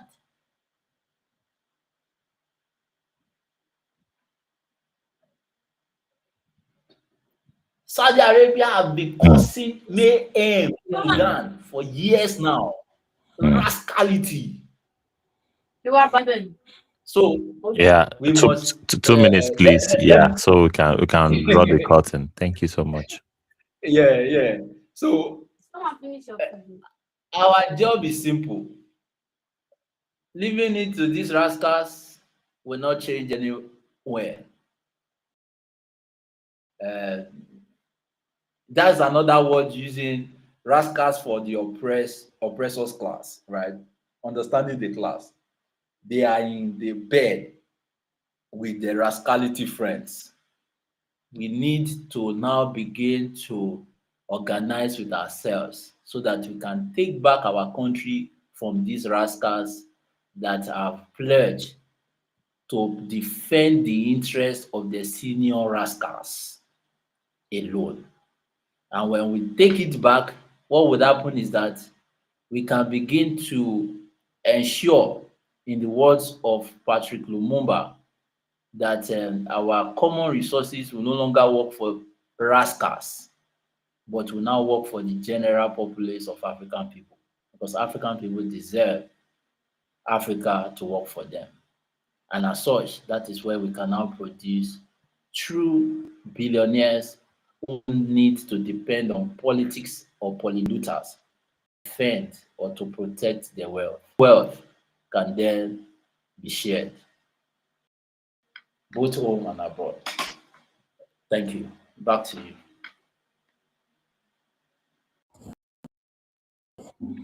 Yeah, thank you so Shoila, thank you very much, sir, for your insightful submission today.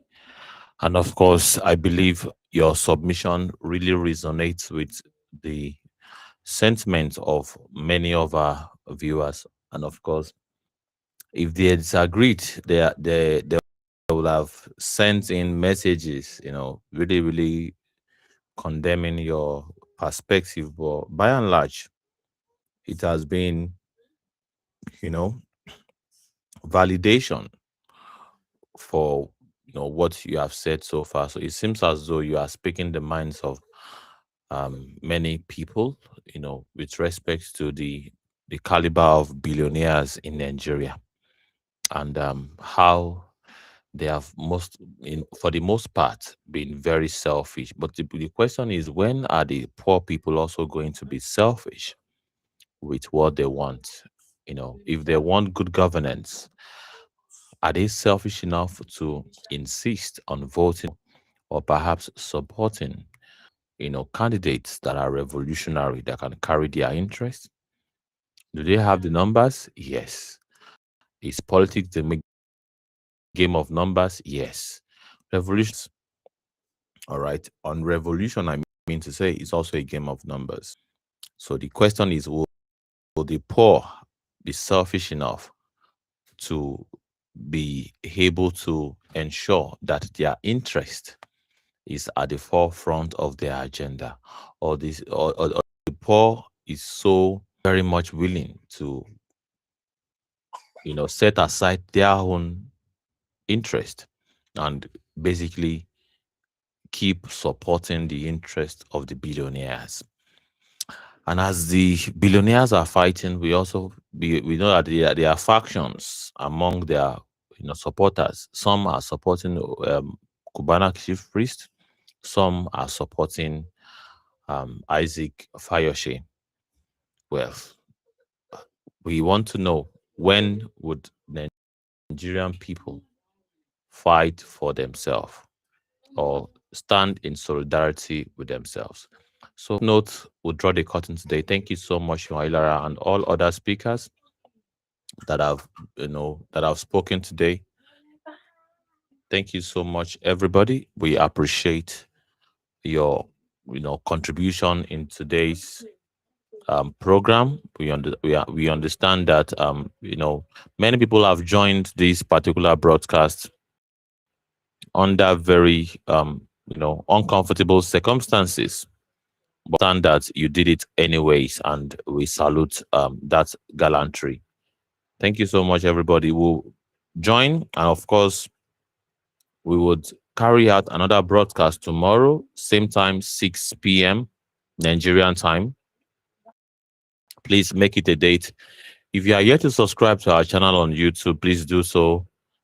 If you are yet to really follow us on Facebook and on Twitter, on X, please do that also, so that you'll be notified that we are up and running. Thank you so much. We appreciate your contribution today. We are going to take a look at some other fresh, issues, fresh events, fresh developments of national interest that we can learn from on civic space. Thank you so much, everybody. Bye bye for now, and enjoy the rest of your day.